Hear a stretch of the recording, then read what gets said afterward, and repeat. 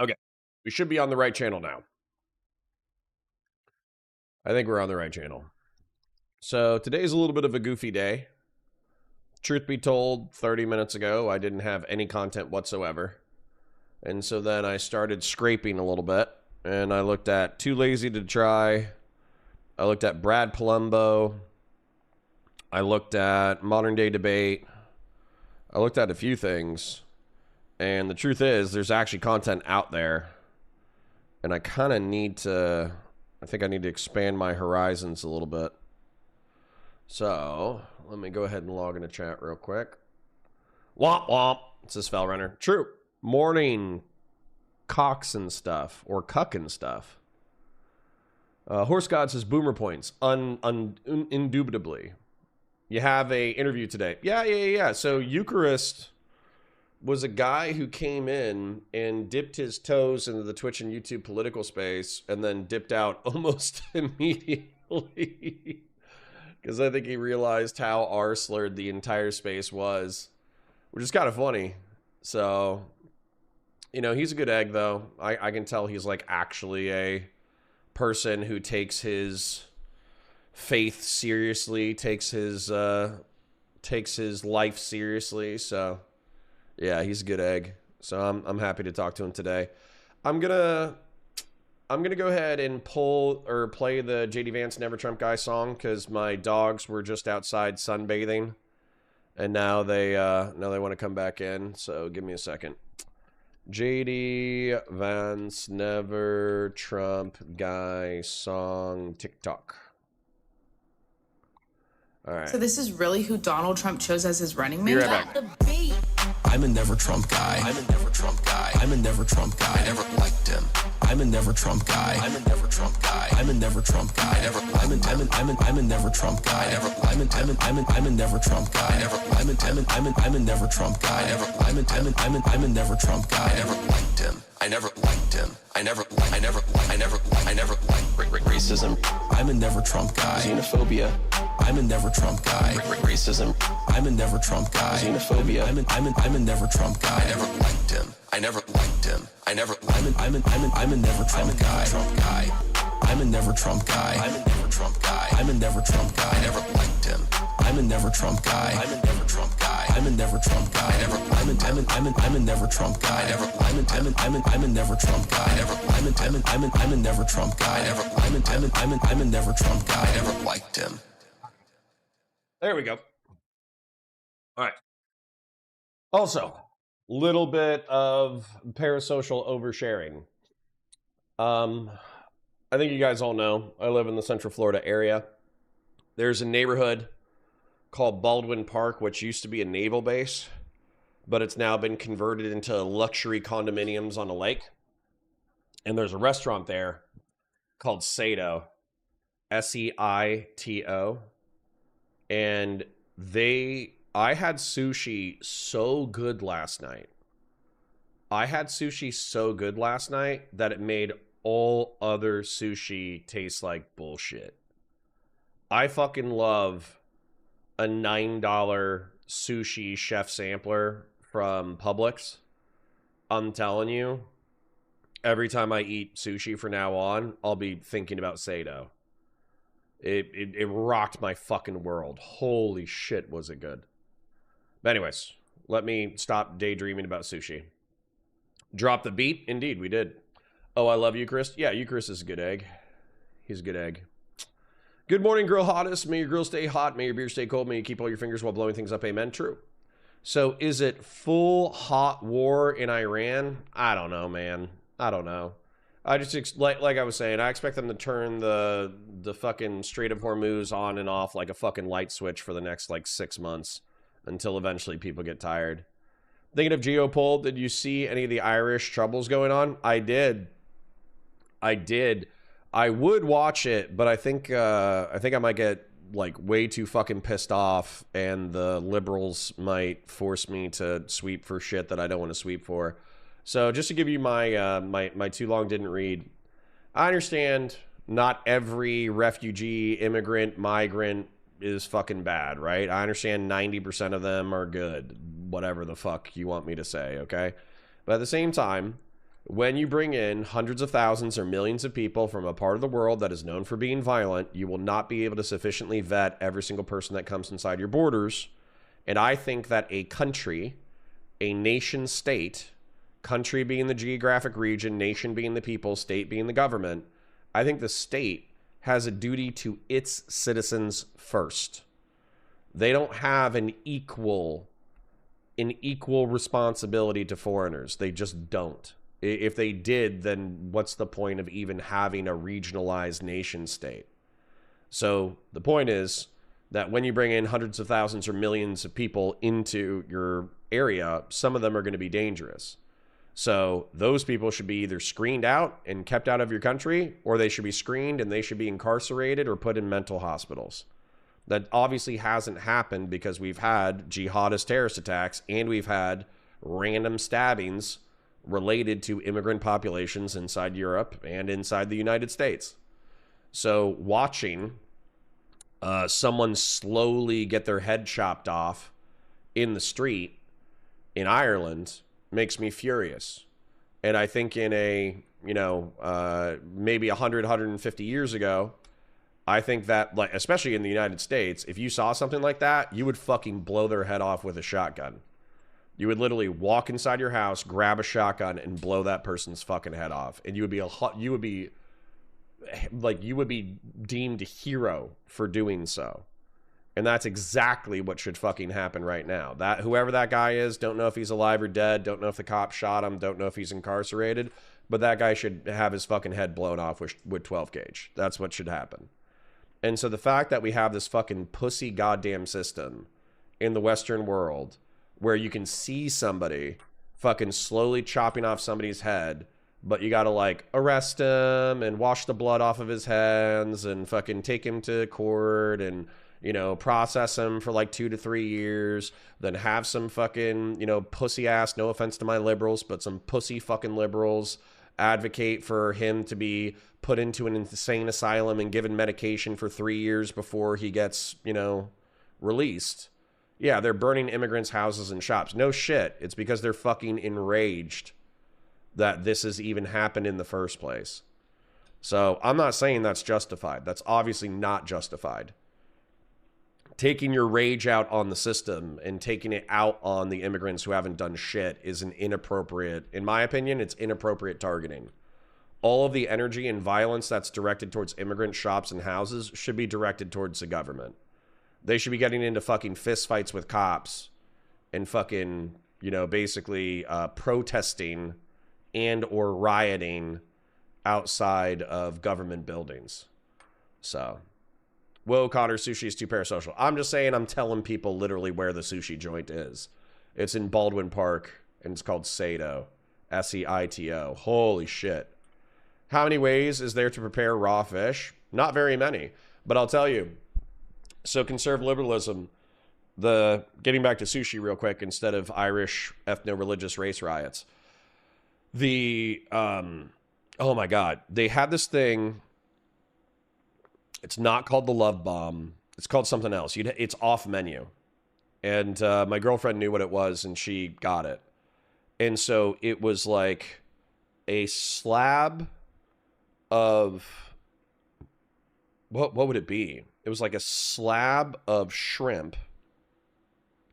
Or was it lobster tail? I felt like it was like a slab of lobster tail with coconut shrimp, with like cucumber, with some kind of like blended crab mix, with a sweet sauce on the side. And the combinations of those ingredients was absolutely, like, I'm still tasting it right now. It was fucking, it blew my fucking mind. It was so good. I was like angry. I told the waitress, I'm like, I am angry now because all other fucking sushi is going to taste like shit compared to this. Nameless Entrance says, passport, government goes active and is not ran by the... What? Passport, government goes active and is not ran by the State Department, but the Office of the President, and is built to integrate private corporate data with government. I don't know what the fuck you're talking about, bud. I don't know what you're talking about. Is it everyone ready for the changeover to the private corporation in July 4th? Oh. Whoa, Connor, sushi is too parasocial. That's what I just read. Good morning, good morning, good morning, good morning, good morning to all the people saying good morning. The Catholics will rise again. Can everybody chill the fuck out? I'd like it if everybody chilled the fuck out. Advocate for criminal justice reform to speed up this process. Yeah, sure. It's called a 12-gauge shotgun in my fucking backyard. Catholics and Protestant gangs put down the beef for a little bit. Yeah, so they could fucking fight Muslim gangs, which is not... We shouldn't have a three-way ethno-religious war in Northern Ireland. Didn't the Bits take all the Irish guns? Yeah, I think they did. I think they did take a majority of the... I think Ireland is, you know, they probably still have, like, hunting permits and all that kind of bullshit, but fuck that. The rioters are no better than the BLM rioters or any other rioters. Yeah, sure. Their anger should be directed at the government. Yeah, understandable anger, unjustifiable action. Correct. Correct. Yeah, they're one and the same. Actually, it's 1 billion% justified. What? No. You don't go fucking beat up random fucking Muslim shopkeepers because a random Muslim fucking chopped off somebody's head. That doesn't make sense. That's not setting a good precedent. Shit, if you're fucking Protestant or Catholic, shit, like every time like a fucking Catholic priest molests a child, should somebody beat the shit out of you? I mean, I might think that's funny, but I don't think that's just. Immigrant-owned shops need rooftop Korean levels of protection. Unfortunately, the UK doesn't understand freedom. True. If your only response to watching someone behead someone is to wait patiently for the police to arrive, you don't live in a society, you're cattle. That's unironically how I feel. That's unironically how I feel. You're not a citizen, you're a slave. If you are incapable of using justified violence to defend yourself or to defend others, and you have to fear the state, which paralyzes you into inaction, you are not a citizen. You are a slave. Bazraka, thank you for the gifted. Protestants are useless. Unsurprising. Secret menu sushi? True. Yes, and it was good. Sushi picks next time. Oh, man. Just literally Google Saito, S-E-I-T-O, Baldwin Park. Why are we defending Whick? Because it's funny. Is A.K. Batusai back? Is Batusi back? I've always wanted to try to make sushi at home. I don't. I want to trust professionals to do it. You got to ask LeBron James for permission to intervene. Do you? I don't understand the reference. Text me where you got that sushi. Oh, dude. Yeah, Ruth, you got to go. You got to go. Once again, being fucking parasocial or whatever, fucking Ruth is close enough that he could go easily. Dude, you got to fucking go. You got to take the wife. She would lose her. If she likes sushi, she would lose her fucking mind. So... What are we chilling out about? We're chilling out about advocating for vigilante violence against random civilians. Yeah, see, it's Gelatinous Rube. Gelatinous Rube is making the argument that you should punish random people from an ethno-religious group if one of their ethno-religious people get out of line. Okay, well, Gelatinous Rube, you know, are you Catholic? Are you Protestant? Just so I can know, like, what ethno-religious political group I should hold you accountable for. So I can pay. Have you guys seen the What's Happening? The What's Happening guy? I'm a never Trump guy. Hold on. Let me show this to you. 1-800 What's Happening. What it do, though? It's the big homie Tiberius, and I'm here to let y'all niggas know. All right, hold up. I know this is going to have the N-word in it, but to be clear, I am not saying the N-word. A black gentleman is saying the N-word. I'm not saying the N-word. I'm not saying the N-word. It's a black gentleman saying the N-word, okay? So let's turn it down a little bit, and let's take a look at this business service called 1-800 What's Happening.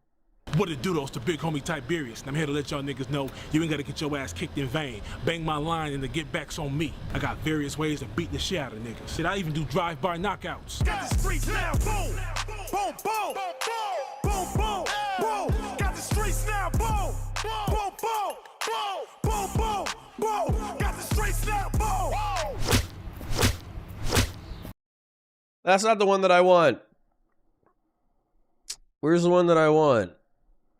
I don't want episode 6. I want the original. What it do, though? You ever wanted to whoop somebody's ass, but you can't because you ain't got no hands? Well, fuck with me, though. All you got to do is dial 1-800 What's Happening, and I come beat their ass for you. I do chokeouts, knockouts, slapouts. What's happening, homie? How you get in my backyard? You got beef with a nigga named Paul? Fuck that nigga. body slams, wedgies. Nigga, I do disguises. What's a one, brethren? You been sleeping with Nigel's wife, huh? No. You're lying. Ladies, if your nigga ain't acting right, ain't paying child support, I'll come slap his ass out for you. What's that, nigga? Whoa. You don't take care of your motherfucking kids? Well, I just paid my ex-wife Is like that right? $700. Cool. Yeah. Is that right? Yeah. If you got a chick that's fucking with your man, I don't beat broads up, but I can kidnap their ass like a motherfucker. What's happening, sweet me? Hi. You been messing with Lakeisha's husband, right? See, I've been knowing Byron since El Camino College. I know him first. But did you know him? And you better not close. All you gotta do is bang my line. 1-800, what's happening? I come whoop that ass.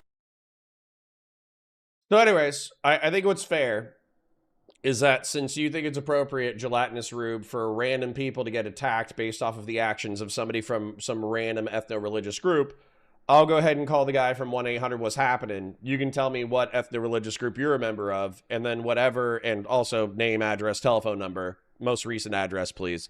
And then basically when your ethno-religious tribe gets out of line, you know, Catholic molest a child, Protestant sings a fucking a rock song about how Jesus loves them on a personal level, I'll just call the 1-800 what's happening guy and have him fucking slap the shit out of you. Since, you know, fair's fair, right? Paleocon Zoomer for America First for $10 says Tuesday chip, God bless. Oh, thank you. I mean, it's Wednesday, but I know what you're saying. So, citizens stop the attack first. What the fuck? Good. It is a good parallel to BLM, honestly. You can't even pretend to be consistent unless you support both or condemn both. Well, interesting. I think that any protests or riots from BLM should have been directed at the government, not at random shopkeepers or stores. I don't think the rioting or looting was justified, so I think that's like morally consistent. I think the lack of moral consistency for me is that, you know, I think that law enforcement, I'm trying to think of like, there was like a shooting in Texas that was like 100% justified, and BLM was fucking banging on about it. There were a couple of shootings for BLM that were like, dude had a gun, dude had a knife, dude fucking, you know, beat the shit out of a fucking woman or something like that. And then the cop tried to arrest him and they beat the fuck out of them. There was that guy who was like going into a car and resisting arrest, and kids were in the car and he didn't have authority to take the kids or whatever, and he got shot in the back and he survived. Like, there's shit like that. Whereas, like, please tell me the moral, you know, like moral violence. What's like the moral component of beheading random people on the street? I don't think that's a parallel. So it's Tuesday to me, based. Nameless Henchman for 2 says, Nameless, I'm so sorry for nothing you so much. I don't know what the fuck that means, but good for you, Nameless. Good for you. Pin this message. All right, my Patreon is pinned, so if you want to go to patreon.com/counterpoints and give me $5 a month, and go do that. Montreal has some of the best sushi in the fucking world. I don't know. I feel like I had the best sushi in the world. So I feel like I'm going to be comparing all Baptist. All right, the next time a Baptist lynches a black guy, I'll fucking send the 1-800 what's happening guy after you. The attempt to stop the guy was a step over passive lacrosse stick hit and kick. People are not afraid to step out of line and defend their fellow man. Okay. Good for them. I do expect fucking Irish people to have hands. So if Irish people actually threw down and beat the fuck out of the guy, then good for them. The reference to LeBron James is during BLM. He was spouting off about race relations, so we made it the authority to get when... Okay, got you. Connor, not an NBA fan, revealed. Yeah, I really don't give a shit about basketball. I don't care. Yeah. I'm not saying the N-word myself. I'm just mouthing it. Wow. Okay. Okay. Getting a little spicy. Getting a little spicy today. Bell Runner with a 20. This is my Doobie and Snark control payment for my premium punish them plan I subscribe to. Okay. Well, let Doobie back in and let him and fucking Officer Nasty be in a sub-community called Snark Court or Snark whatever the fuck.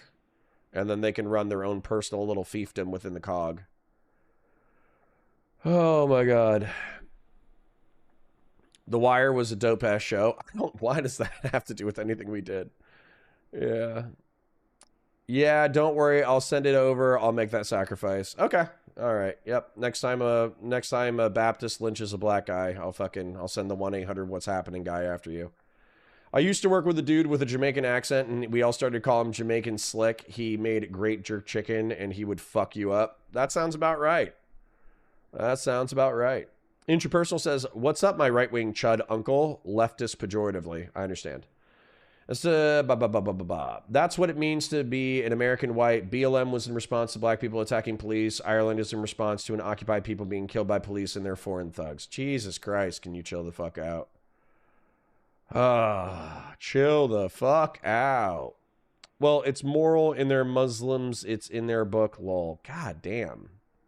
Got some fucking spicy ass motherfuckers in my chat now.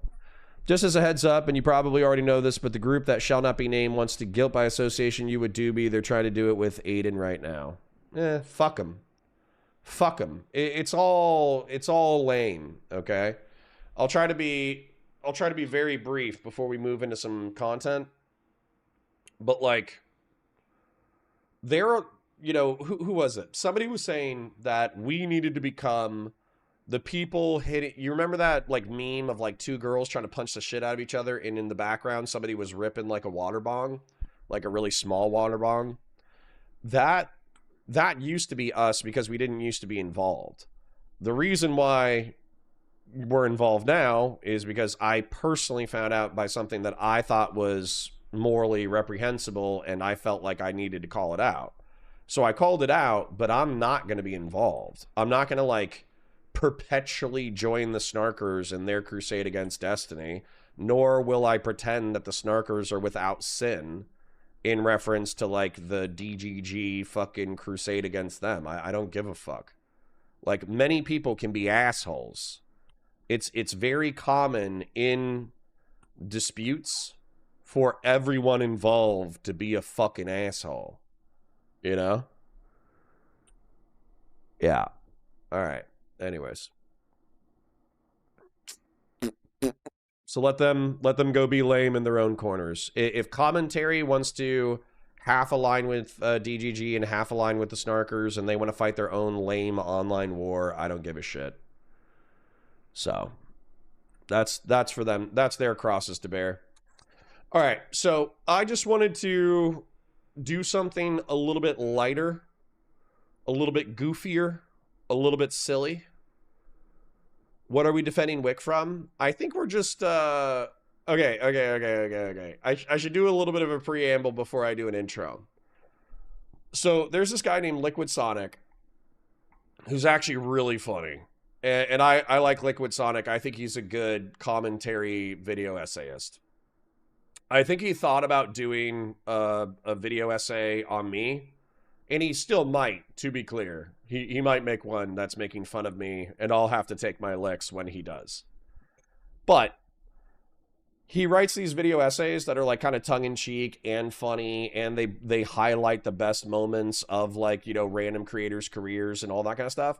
And so he has this like tongue-in-cheek breakdown of like Whick TV's career that's like half lauding him as a nexus of the Twitch and YouTube political space and half making fun of him for some moments. And I'll admit there's a little tension between me and Whick right now because we came to the same drama of the Brit drama, and he went closer to DGG and I, you know, kind of left orbit. So I think there's a little bit of tension there.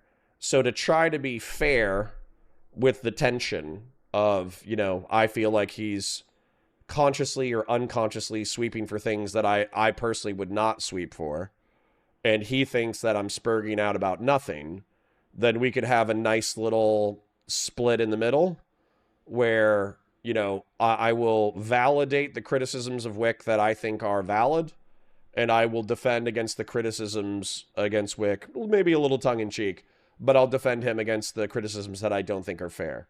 And in that way, I can try to re-engage my brain with good faith in reference to Twitch and YouTube politics. So I think this would just be a funny way to start the day. Now, after that, I do have a Brian Tyler Cohen episode where I literally just went and checked out Brad Polumbo because I remember that Brad Polumbo had a bunch of debates and shit. Isn't it kind of enticing as long as BTC is actually rocking this beard, man. Actually, like, very big fan of this beard. I didn't even recognize him with the beard. So BTC is rocking this beard, and apparently Brad and BTC debate each other, and it's only 20 minutes. So I figured that would be funny too. Doobie pretends says, to be clear, though, I am without sin. I'm essentially a saint. Yeah, okay. We'll let everybody litigate your fucking politics server rules, and I don't think very much of it is going to stick, but they're... Holy shit. Holy shit, are they trying to fucking crucify you in reference to the politics server? Oh my god. You'd think you'd actually fucking, like, molested kids or something. Some of the energy in there is crazy.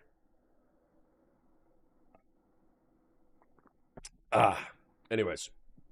Connor, more of those where Texas is. What? Good sushi joints? What are we talking about? I really like Whick. Good. Thought it was the other way around? Okay. I used to not like him so much at the time going, and I've watched him more. Nice. All right, well, we'll just do it tongue-in-cheek, okay? No, we don't have to take this segment seriously at all. All we're doing is we're warming up. We're watching a goofy Twitch and YouTube political commentary video. We're going to have some fun with it. You know, that way we don't get sucked into fucking drama bullshit, okay? And even if we do, we'll try to dip our toes in and dip our toes out, okay? All right. So, let me go ahead and increase the video quality. Let me go ahead and do a little intro. Hi guys, welcome to Counterpoints. My name's Connor. I'm a science fiction, politics, and philosophy nerd, a Marine Corps and law enforcement veteran. I would argue a real Republican, and I'm trying to be a rhino. A Republican who is honest, has integrity, nuance, and objectives. Today, we just have a little goofy video about Whick TV, a content creator who hosts panel shows in the online political space. I think he is pretty fucking liberal. He's pretty liberal. And there's some criticisms in here that are memey. There's some criticisms in here that I think are serious. There's some jokes. There's some defense of Whick. So we're just going to break it down just as a little palate cleanser, considering all the rough drama that we've been through in the past 2 weeks. Let's take a look. Twitch poll really is a hideous relic of the recent past. Peeling back the layer of performative leftism, some truly interesting freaks along with some spectacular train wrecks did dwell in this corner of the internet. But in a sea of losers, one legend rose up, and today I want to pay him his dues. This video is a tribute to the death of certainty. Hi, my name is Whick. I run the Death of Certainty channel, and I'm here for adventure and fun. The Fang of Zion. You lied. I'm red-handed. You lied. The unsung hero of Twitch poll, that is Whick TV. Welcome to yet another episode of Whick TV, a cross-ideological space where we come together and discuss issues of the day. Political and cultural, from the silly to the serious. Today we're going to be talking about boundaries, asserting one's boundaries, the importance of doing so. We're also going to touch on... Oh my god. I recognize 5 out of 6 people. So we got Relly, we got Kelly Jean, we got Kyla, we got Pixie, we got, and I don't know who this black gentleman is. Sorry to the black gentleman, but we literally have 4 former orbiters of Destiny. Relly left in February of 25 during the Pixie drama. Pixie left in November of 24 to February of 25. Kelly Jean left in March of 25. I think Kyla is still trying to be, you know, Steven's friend in the background and maybe not collaborating as much, but still, you know, hanging out in the background. And then Whick, you know, so, you know, obviously we're not trying to do exclusively DGG commentary, but I do think it's funny that this is like a snapshot. This is a snapshot of better times. This is a screenshot of better times. Man. Doobie says, I stand by literally everything I've ever said and done. Also, I grant you the pass. Use it responsibly. Oh, thank you. Thank you. Consent. To put it simply, Whick TV's a legend. Unlike your average Twitch poll failure, he figured out quite astutely that instead of being entertaining or alluring himself, he could become a panel host and find other people to do that job for him. And with Whick, I think it's fair to call him a visionary. He'd step outside of what were the normal bounds of political debate and create some really crazy content for the viewers. Who was hosting the discussion around whether Not So Erudite was a snow bunny demon? Whick TV was. He wasn't hosting, but who showed up for the map debate in which a child that was being attended? That's right, Whick did. And who was hosting the debate? That was a wild one. Okay. That was a wild one. So to be clear, they were like debating. I forget what they were debating. They were debating like grooming in the online space or something. And then a guy who was grooming a 16 or 17-year-old showed up with the 16 or 17-year-old. And I'm pretty sure the 16 or 17-year-old and the guy who was grooming them were debating like, oh, you know, they're teenagers, leave them alone, you know, like all that kind of stuff. And then they were like, hold on. How old are you?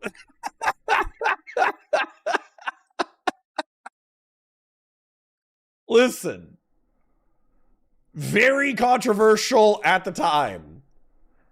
One of the most fucked up and funny things that's ever happened in Twitch and YouTube politics, because they like found out through the course of the debate that one of the participants was 16 or 17 and in a sexual tryst.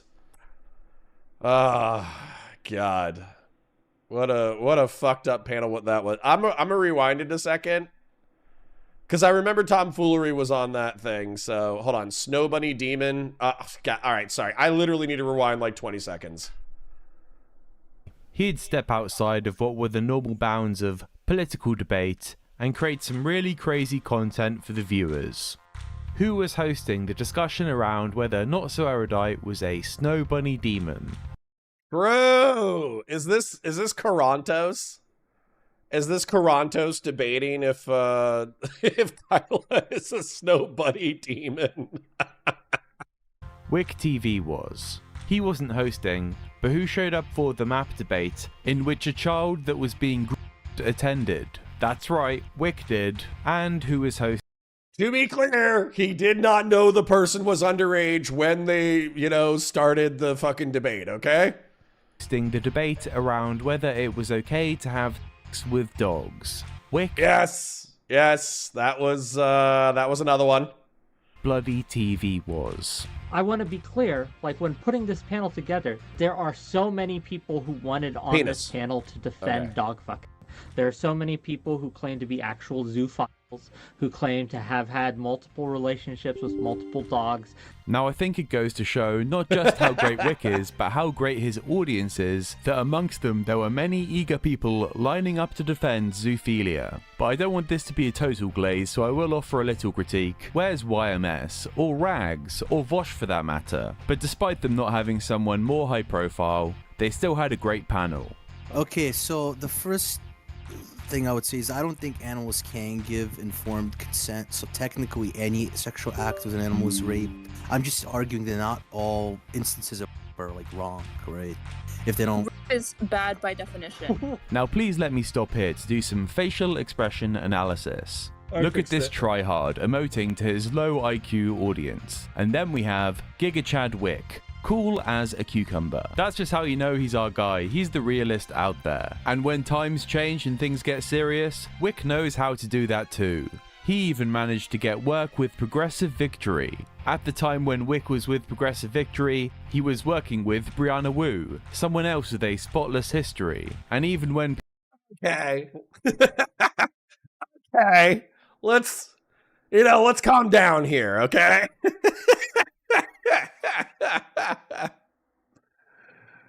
Okay. Let me defend the honor of PV real quick. Damn, Connor's down to 78 viewers. His chat is full of shitheads. What a sad thing to say. And bro still tries to pretend it's good times on all in DGG. Dude, I've always been streaming to 50 to 150 people. I've always been... This just shows how little you know, you dumb little shitter. This is normal. We'll probably warm up. We'll probably hit like 100 to 150 by the end of the day. Then when everybody goes live at like fucking 1 p.m., we'll drop down to fucking, 60 or 70. It's normal. Connor is drunk 100%? No, I promise you, this is sober. This is sober Connor. I think sober Connor. Sober Connor is, sober Connor thinks this is funny too. Okay? So hold on. Let me actually address the PV thing. So, I think that I no longer have any kind of relationship with PV. I haven't talked to them probably in about 6 months to a year. Sam Drismala is a good guy. I do appreciate his efforts in the space. I feel like progressives and lefties or whatever took over the organization to the organization's detriment. But whatever, part of the friction in the original PV was the fact that there were so many liberals running the show. Like DGG went into PV and effectively took it over as their own like hybridized canvassing operation. And so a lot of lefties, the cam is down again. No, it's not. It's live right now. But anyways, everybody shut the fuck up. So the point is that all the liberals took over PV during 2024. And the idea itself is not that bad. The execution of it, I think, left some things to be desired. Which is effectively recruit a dozen liberal, progressive, and one Never Trump Republican for tax purposes creators, give them a monthly stipend in order to attend meetings. I think the stipends were too high, but that's okay. And then have those people basically license their content. So if you want to use their content, you could license it into create compelling content. Create the PV Spotlight channel, which unfortunately failed, where the PV Spotlight channel was supposed to be an amalgamation channel where they took everybody's good content, put it in one place so hopefully they could grow a channel, and then also leverage the audiences of the cumulative fans of those channels in order to do volunteer events. Now, what ended up happening, because I think they fucked up the back end in reference to editing, is the PV Spotlight channel never took off. The amalgamation channel never hit the metrics that it was supposed to hit. The editing flow was not as good as it should have been, and the creators were paid too much. And so the effective parts of the program, which were the canvassing houses, the phone banking operations, and the DGG canvassing days, those were probably the most effective ones as far as translating online political energy into IRL measurable shit. But that doesn't mean that the ideals of what the organization wanted to achieve weren't good. They just executed it poorly and dumped way too much money in the creator program. So that's my personal opinion on PV. So Meshack says, I thought Connor was saying hold on a minute to defend Brianna Wu. Since he also hitched his wagon to her, he just let that comment against her slide. Well, Brianna has been nothing but nice to me, but I think that Brianna does have a problem with kind of rewriting her history during the Gamergate days and not addressing some of the more poignant criticisms against her.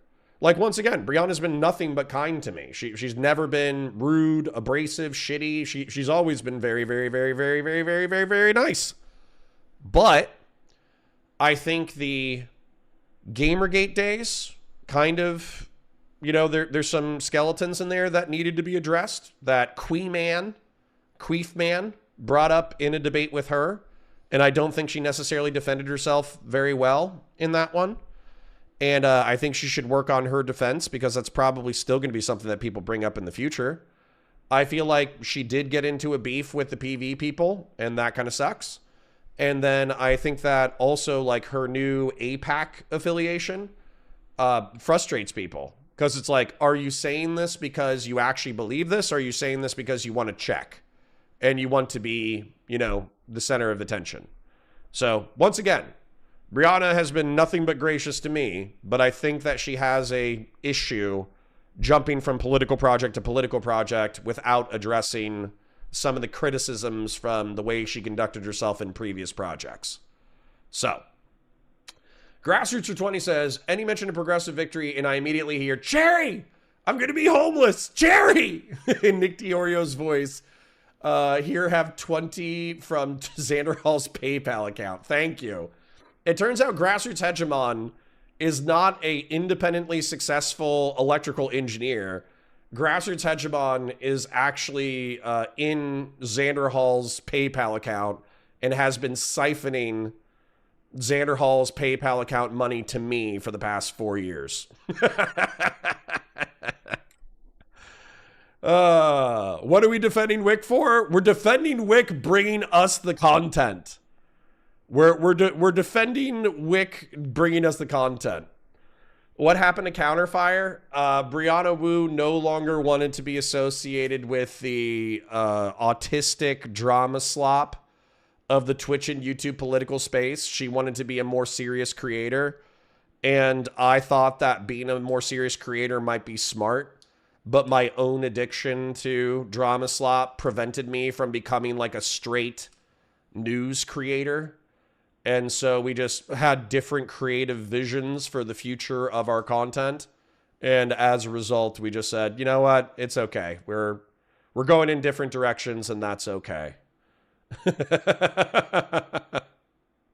It's what Xander Hall would have wanted. True.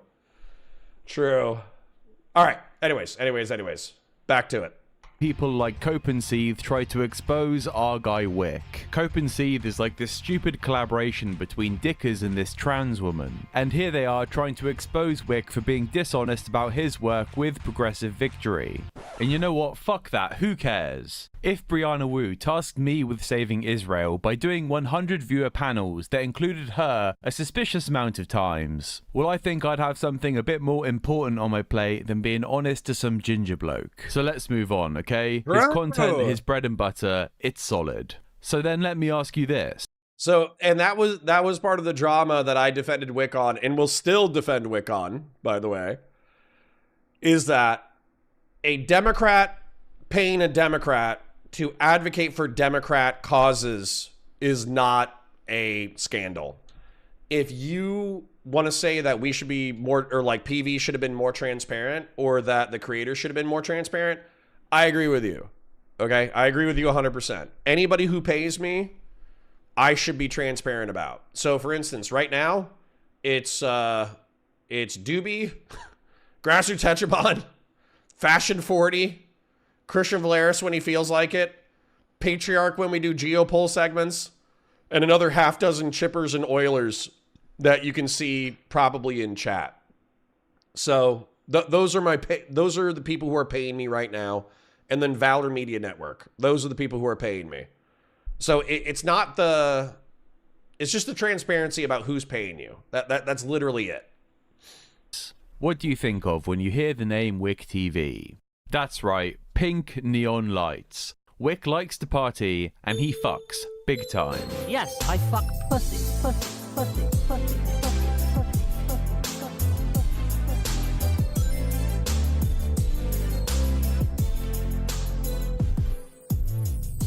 One thing.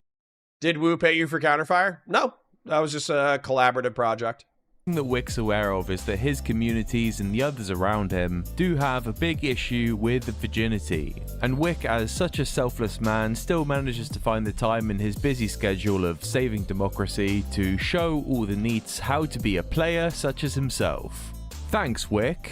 This is the Riz Royale. Whick was born ready for this. He's in his robe and he's ready to woo a lovely woman. So let's let him introduce himself. This competition. Take it away. First things first, right? I'm a man that pays my own way, so I won't be listening to any of that. And then let me just tell you, Pixie, what I'm here for. I'm here for you, okay? This is why I have come today, right? And soon, if I get my way, so will you. What we're here to do tonight is show the these young whippersnappers what it means, right?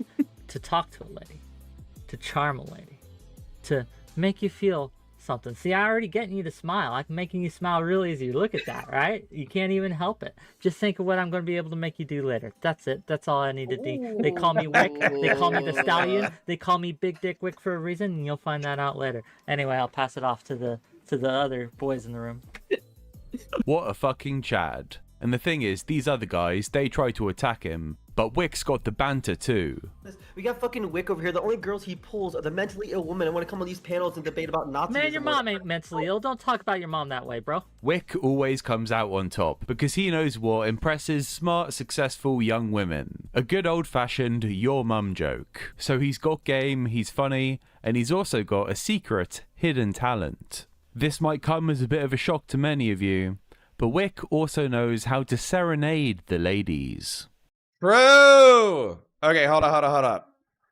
Let me try to be a little bit less serious right now, but also like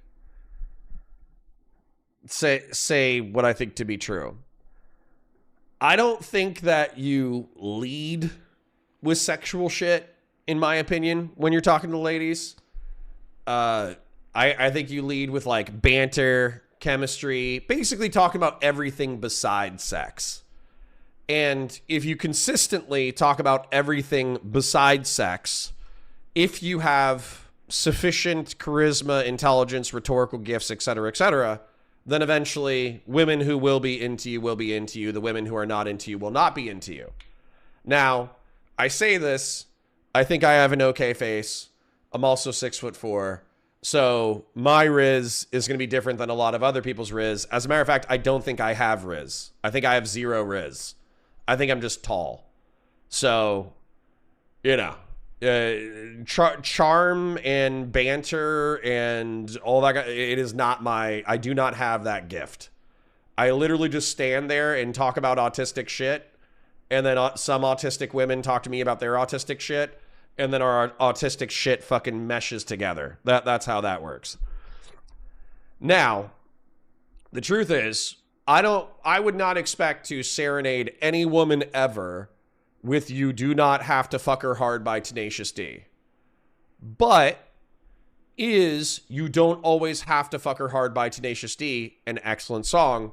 Absolutely. And so, while I still think this is very overt for me, I think this is too sexual for me. I think this is too, overt is the best word. I appreciate the song choice.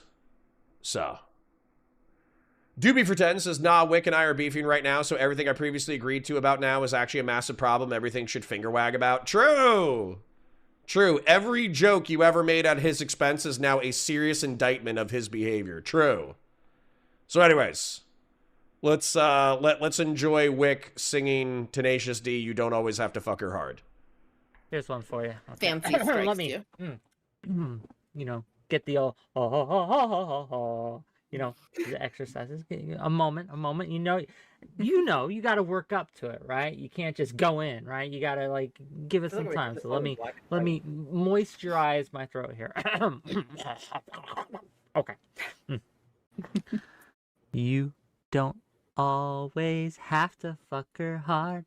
In fact, sometimes that's not right to do. Sometimes you gotta make some love and fucking give her some smooches too. Sometimes you got to squeeze. Sometimes you got to say please. Sometimes you got to say, hey, I'm gonna fuck you gently. I'm gonna screw you sweetly. I'm gonna hump you. That's the next one. You got it? There you go. I got the message. She's got the gist. Sadly for us, Whick hasn't done another episode of the Riz Royale, but he does keep the spirit of it alive, showing off his masculinity when it's appropriate. Here he is with YouTube sweetheart Kinetic Kel, and he's getting some donos, and he's showing us some moves. Look at him go! Woo! God, and Wick's always the player. Look at this one. Wick the Wizard casts Summon White Women. Yeah, Wick is just having fun. Wick is just having fun. So, like, yeah, like, is it fun to listen to that and kind of cringe a little bit? Sure, but is he enjoying his whimsy? I think I've told you many times that you should be more whimsical. We should all endeavor to have the whimsy of a white woman. Okay? And you know what? There are many criticisms that you can have of Wick. Not being sufficiently whimsical is not one of those criticisms. And this funny little clip is from an appearance he made on the Chaos Cast, and this was hosted by one of the funniest and smartest women online, the Bombay bombshell Stardust. Wick, are you the father? Well, I'm not the father, but if you play card right, it could be your daddy. Jesus Christ, that's disgusting. That may come across as a bit creepy, but hear Wick's role-playing. He's an awesome character actor. Anyways, next question. Is blackface or brownface ever okay? Only if you're a pretty kitty. Okay.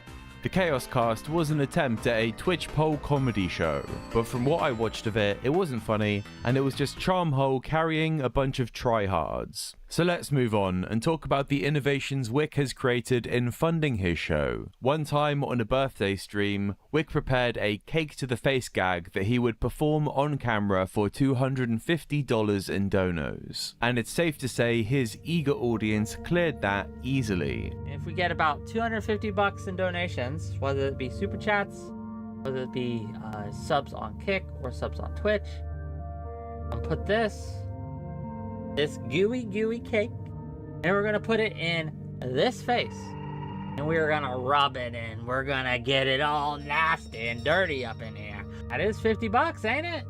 That's Doobie for 10 says, I have to respect it. It takes big balls to be this cringe. Listen, man. If it's self-aware, does it really matter that much? You know? If he knows that dancing to that song or whatever, the trans song from the serial killer movie, if he's dancing to it but he's just having a good fucking time, you know, why you hate, like, okay, people are hating because obviously they think it's cringe, but if he's self-aware of the cringe and he's fucking going for it anyways, then what's the beef? What's the beef? It is entertaining. Many of y'all in chat seem to be quite entertained. So. $50, ladies and gentlemen. It's gonna get all up in my face. Are you ready? Ready for this? Are you watching? Are you watching?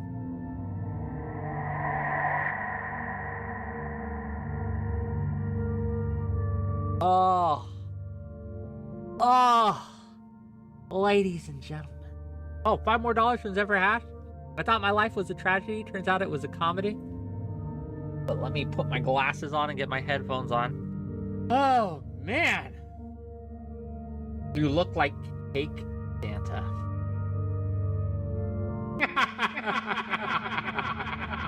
What you doing? What you doing? If you coming down, if you see this coming down your chimney, gang, what you doing? You see this face just pop its head out? Hello. What are you doing?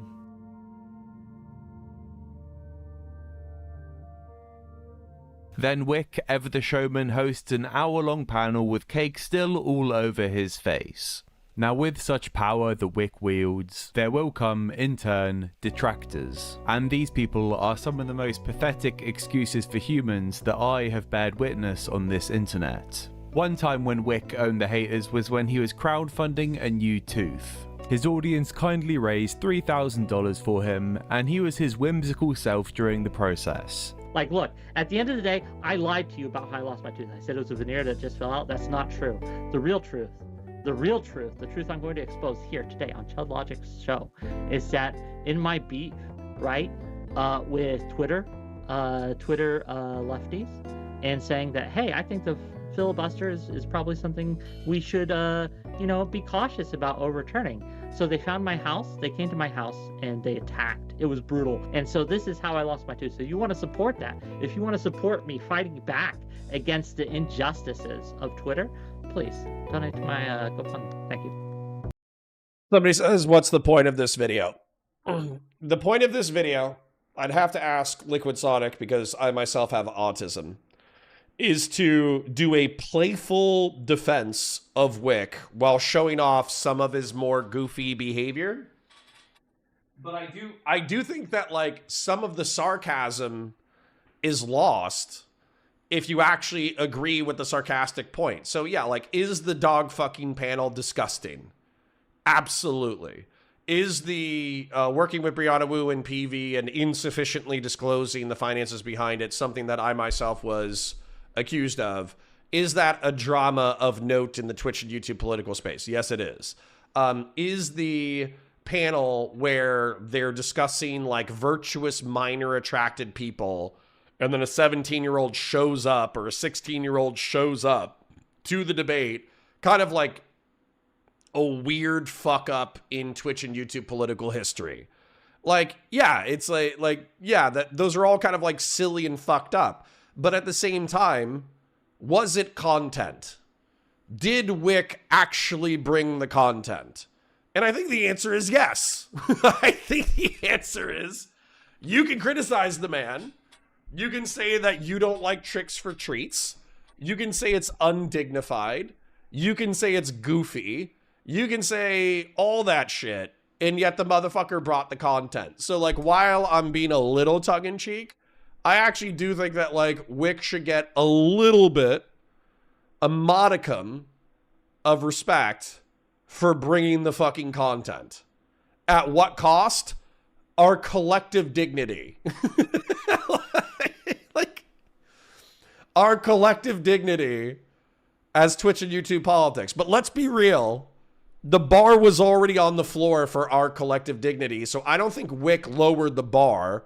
I think he just played into what the space already was, which was a bunch of Twitch and YouTube political autists fucking scrambling for clout, power, money, and viewers over several years, you know? So I don't hate the player. I don't even hate the game. I think it's quite funny. So Doobie says, I'm not hating. I appreciate the willingness to embrace the inner jester. True. True. And that seems to be quite enthusiastic.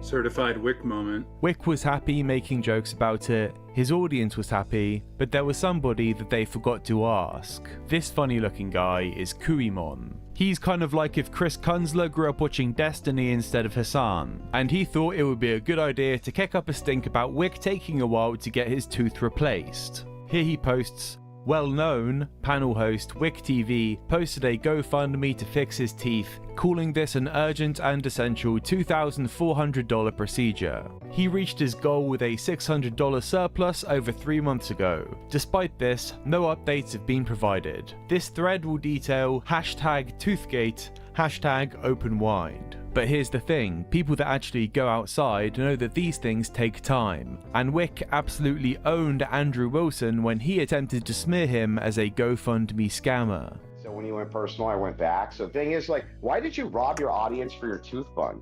Why'd you do that, Whick? Oh yeah, did I rob my audience for my tooth fund, you fucking moron? Do you not see the tooth right here? Why are you retarded? What tooth? This one, motherfucker! Where, the one that they paid for. Asking why I robbed the audience of my tooth money when the tooth is clearly there. Are you retarded? What is going on? Are you retarded? Can you point to the tooth, Whick, that got replaced? This one. I can't see it. Can you look right in the camera and point to it? Yeah, I'm looking in the camera and you can clearly see it.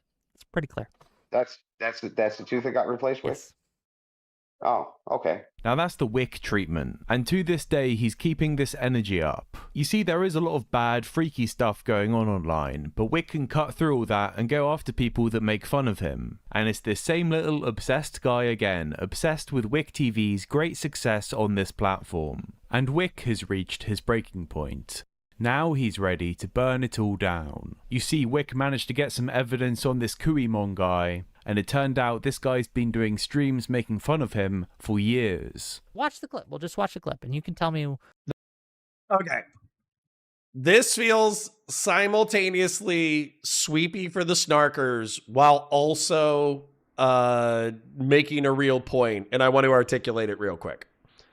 So Whick did this stream that I don't agree with, but I don't want to cover it because I think I might go a little bit too hard, and I don't want to go too hard on it.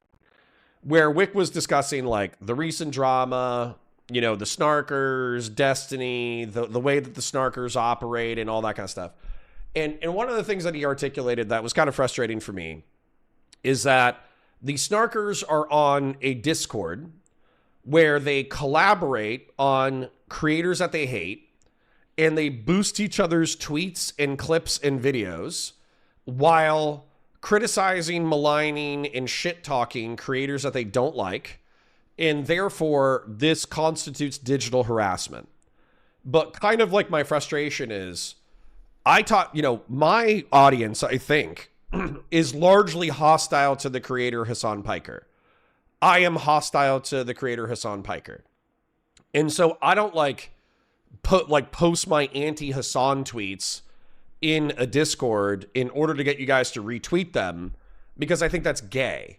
But I also don't think that it would be beyond the pale if we as a collective decided that we hated Hassan Piker, and then I routinely went into a Discord to get boost of anti-Hassan clips or anti-Hassan tweets. That wouldn't be like too far or deserving of social ostracization, or you should be banned from the space, or you should be like eliminated from the fucking the discourse. Like I think that's it's not too far. So you need to come up with what's too far. And one of the examples that was brought up in this video was Schrodinger's joke, where Queeman and some of the snarkers were accusing Whick of sexual assault because he put his hand on Ginger Ramos and another woman's leg while he was hanging out with them. Nobody thought that was serious. Okay, now there might have been snarkers who were harassing Ginger Ramos, who were harassing Whick on Twitter as if it were serious. They were like, "Oh, Whick, why are you sexually assaulting people?" But like, call that person the F slur and then block them, And then same thing with Ginger Ramos. If she's getting harassed in her Discord where people are like, "Did Whick sexually assault you? Did Whick sexually assault you?" Call that person the F slur and then block them. Like it's not that big of a deal. By you taking it serious, you are giving more life to the drama and the humor. So because it is funny. It's funny that you put your hand on your friend's leg and then people are accusing you of sexual assault and you're taking it seriously as though it were serious. But realistically, these people deserve a minimal amount of attention, which is effectively calling them a slur and then blocking them. But that was evidence of part of the snarker cabal trying to annihilate Whick's career. And I think that's silly. I think that's very silly. Call them the F slur and block them. That's a lot easier. So, Connor giving the Summoning Circle of Demons advice he reamed J-Stock for during the Hutch side drama. Well, the reason why I reamed J-Stock about it was because it felt like J-Stock, he's being accused of being the demon summoner. He's accused of being the summoner of demons. So when you go, "Oh, don't say that, you're going to summon the demons," that hits a little bit different. I'm not summoning any demons. Go check out my fucking Discord. Once again, if you hate other creators, you can make content about hating them. I don't give a shit about that. I think that's all, that's part of the space. But the reason why I don't go have people retweet my fucking clips and shit is because I think it's gay. You shouldn't care that much. You should go, "Oh yeah, this guy sucks. Here's all the reason why he sucks." Post the content. Move on. You know? Yeah. So, anyways. Yes. Officer Nasty says, got it. The same advice, but it's good advice when you do it because you aren't a snarker. Correct. Correct. I'm not a antisocial fucking freak who spends all my goddamn time endlessly fucking shit-talking creators on the internet. It's correct. So the same advice coming from somebody who isn't a fucking schizophrenic is accurate advice. I don't know if I'm being sarcastic anymore because I'm going on a caffeine detox for a couple of days. So I can't even tell if I'm being sarcastic right now. So, anyways, quick shill. There seems to be a lot of people in chat having a good time. So, like the stream, share it with your friends, engage with chat, super chats if you got them, memberships if you got them. We're coming towards the tail end of the drama segment, so don't worry. We'll have something a little bit more substantive in a few minutes. There's actually some terrible allegations, absolutely horrific stuff, I gotta say, that's been brought up about Whick in the last day. And as you can see here, if we get some zoom and enhance analysis going on, you can see here Whick is touching, it appears to be Madam Genevieve. Touching people's legs that you're at a party with and you're friends with. Crazy. But here's how they paint it. Eve's outer thigh and knee. And this is the outer thigh here as well. The outer thigh and knee on Ginger Ramoth. He did not ask. He did not say, "Man, would you mind if I touched your leg?" before. Who does that with friends? First of all. But you see how they're painting it, right? And you see how they're clipping Ginger Ramoth and what she said.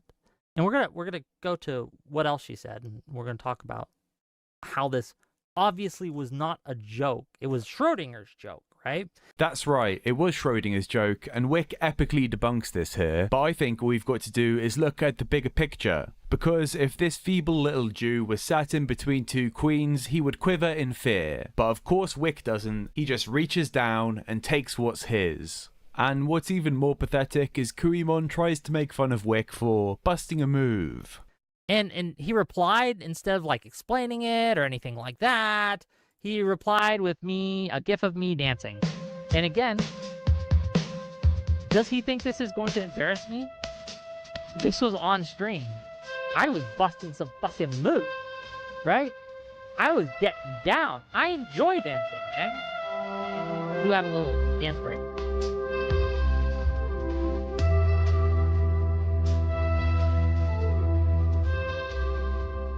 See, I don't think Whick just dabs on his haters, he fucking eviscerates them. He's practically dancing on their graves at this point. And look at... Listen, I think this is like, obviously is a little tongue-in-cheek, but just to make sure, in case people were unaware... This guy. Hold on.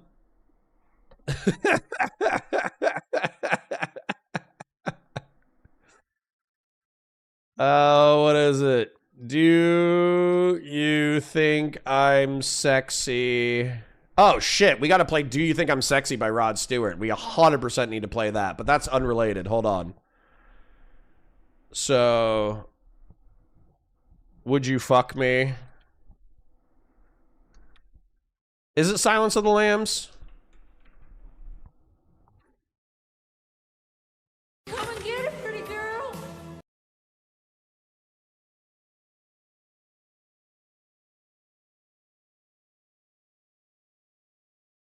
Trying to get to the dance scene. What? Why is it? I want the... Hold on.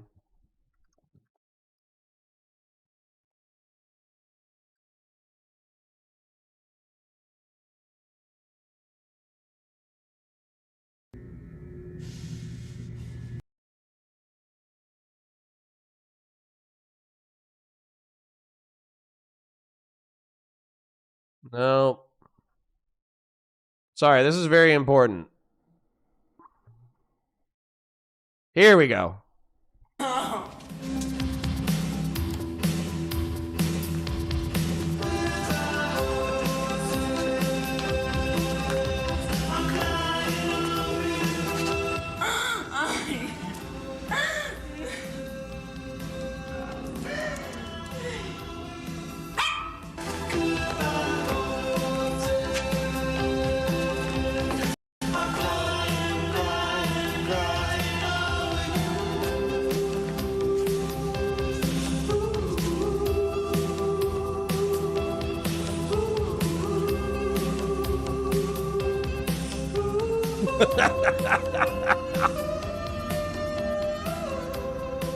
Okay.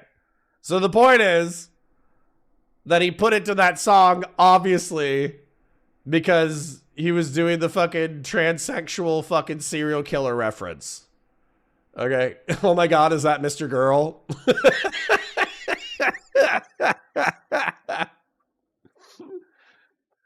Listen, this is why I wanted to do this segment, because it's fucking silly. It's silly. It's a whimsical guy being cringe on the fucking internet, and then a fucking antisocial schizoid talking shit about him, and that's it. That's all that happened. It's very low stakes, you know? It's very low stakes. Literally, a fucking Twitch and YouTube political creator having whimsy and everybody fucking hating on him. It's not that big of a deal. It's not rocket science. Anyways, couple minutes left. What did he think he was trying with this? Whick TV mogs you, little bro. Whick mogs this whole platform, and this platform needs him. Fortunately, DGG are starting to get it.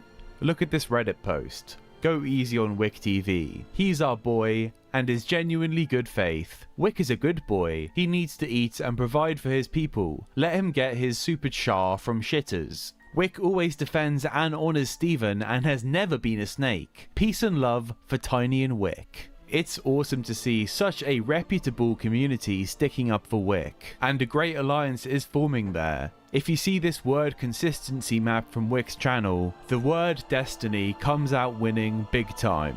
Again, this platform needs Whick TV. Let me ask you this. Who's going to enable Kraut's doom spiral about the tankies? Who's going to help rebuild the image of self-confessed small p ped and lolly user food shops? And who's going to stick up for Destiny and in his small way enable him to do literally anything he wants? It's Whick, obviously. And I think we... Rude. He said it was bad, okay? Whick said it was bad, all right? We all need to thank Whick TV for his service. His great work may very well mean that no one is ever made fun of on the internet ever again. And with everything going on in the world right now, I think that's what's most important to focus on. All right, that got a little mean there at the end. But no, Whick has some fucking whimsy. I do think Whick is good faith. I think Whick is doing what he thinks is right a majority of the time.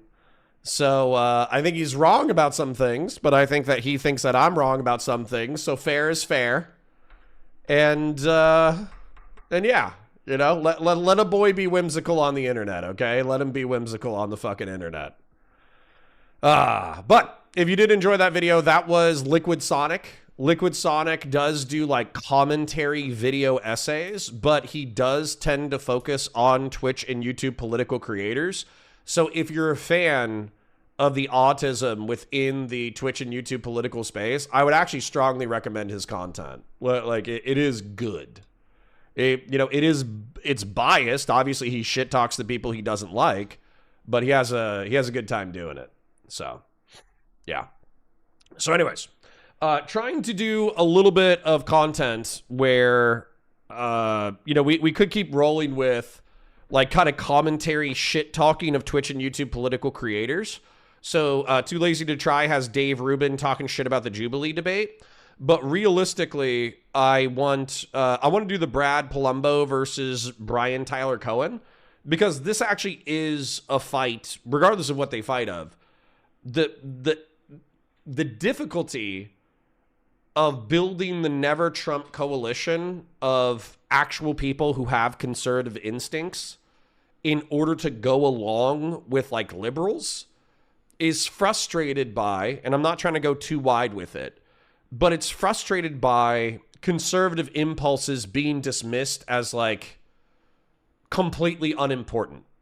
So liberals will say, well, Trump's clearly the bad guy, so you need to vote against Trump. Okay, you got me there, right? You got me there.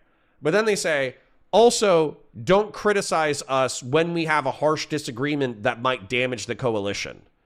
And that for me is kind of like, nah.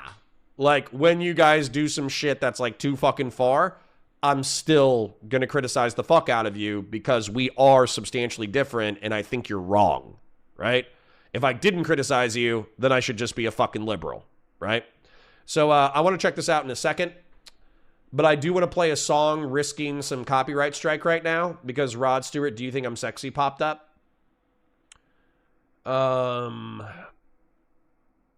Is this video being satire or serious? It feels like I was made to be ambiguous for plausible deniability. Well, it was probably Schrodinger's joke, right? He was probably making serious points while also being sarcastic, and he was probably sarcastic in some points and serious in some points. That way you can't even tell what the point of it is. But if I had to guess at Liquid Sonic's motivations, he probably does think Whick is cringe, but he doesn't want to be harsh about his cringeness. He just wants to document it and show it for your entertainment, and then he wants to accuse him of, destiny sweeping. So, he's just, hey, here's this guy. He's done some cringe things. Here are his best hits. I think he's sweeping for destiny. That would be my translation. And Liquid Sonic has dropped by in chat a couple of times. So if Liquid Sonic hears that thing and he drops by while we're live, feel free to answer that question, Liquid Sonic. But anyways, I want to play Rod Stewart, Do You Think I'm Sexy, as a palate cleanser while I get some water. So let me go ahead and thank all the people who donated real quick, though, before we listen to Rod Stewart, Do You Think I'm Sexy? So, thank you to Doobie, Grassroots, Doobie. Who is this? I can't see who this is. Fellrunner, Nameless Henchman, Paleocon Zoomer, and Vazraka. Doobies were donating at 10s. Grassroots donated at 20. Fellrunner donated 20. Nameless Henchman did a 2. Paleocon did a 10. And Vazraka did a gifted membership. Thank you, kings and queens. If you would please like the stream, share it with your friends, engage with chat, super chats if you got them, memberships if you got them, that would be fantastic.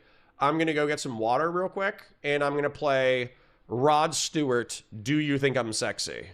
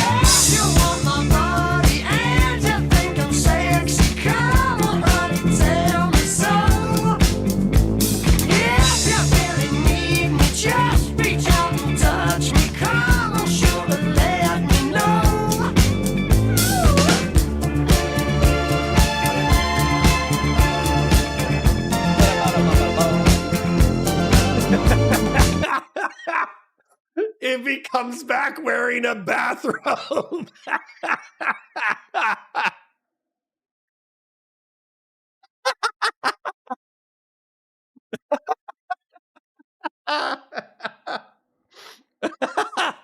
Ah. Oh my God. Oh, that's awesome.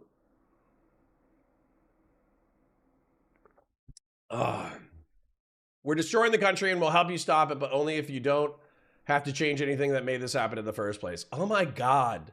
Take your fucking liberal pussy aching somewhere else. Jesus Christ. Republicanism never had anything to offer philosophy or politics ever. Shut up, nerd. Old school for two. Connor has the music taste of a super dork. That's true. That's very true. Doobie is still donating, so clearly there's a new phase of his operation underway. Well, he's just trying to reaffirm, despite the Destiny Bridge being pretty fairly well torched, he's just trying to make sure it sticks, so I don't go back to the Destiny plantation.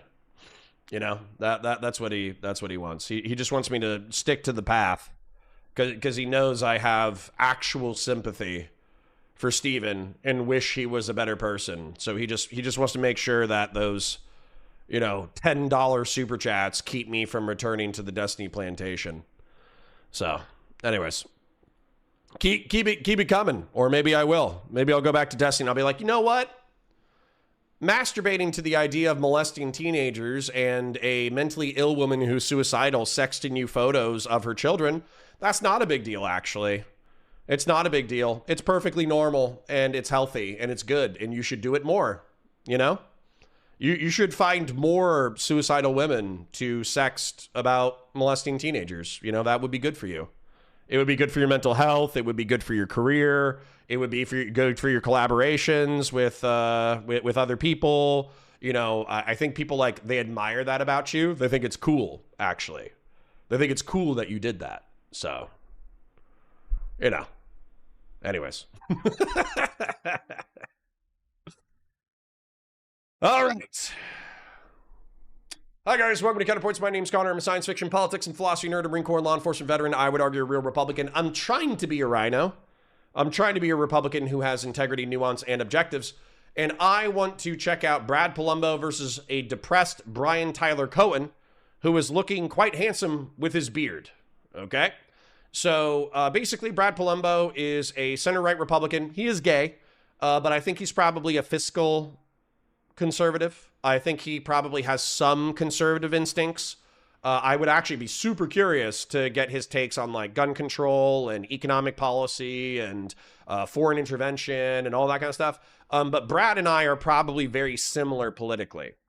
And then Brian Tyler Cohen is, of course, like the king of online alt media liberals.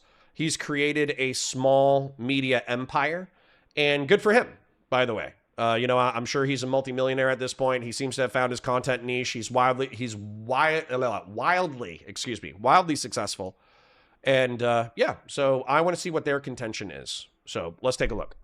Isn't it kind of enticing, as long as nothing actually comes of it, to be a victim here? I will just say, I don't particularly enjoy any of this.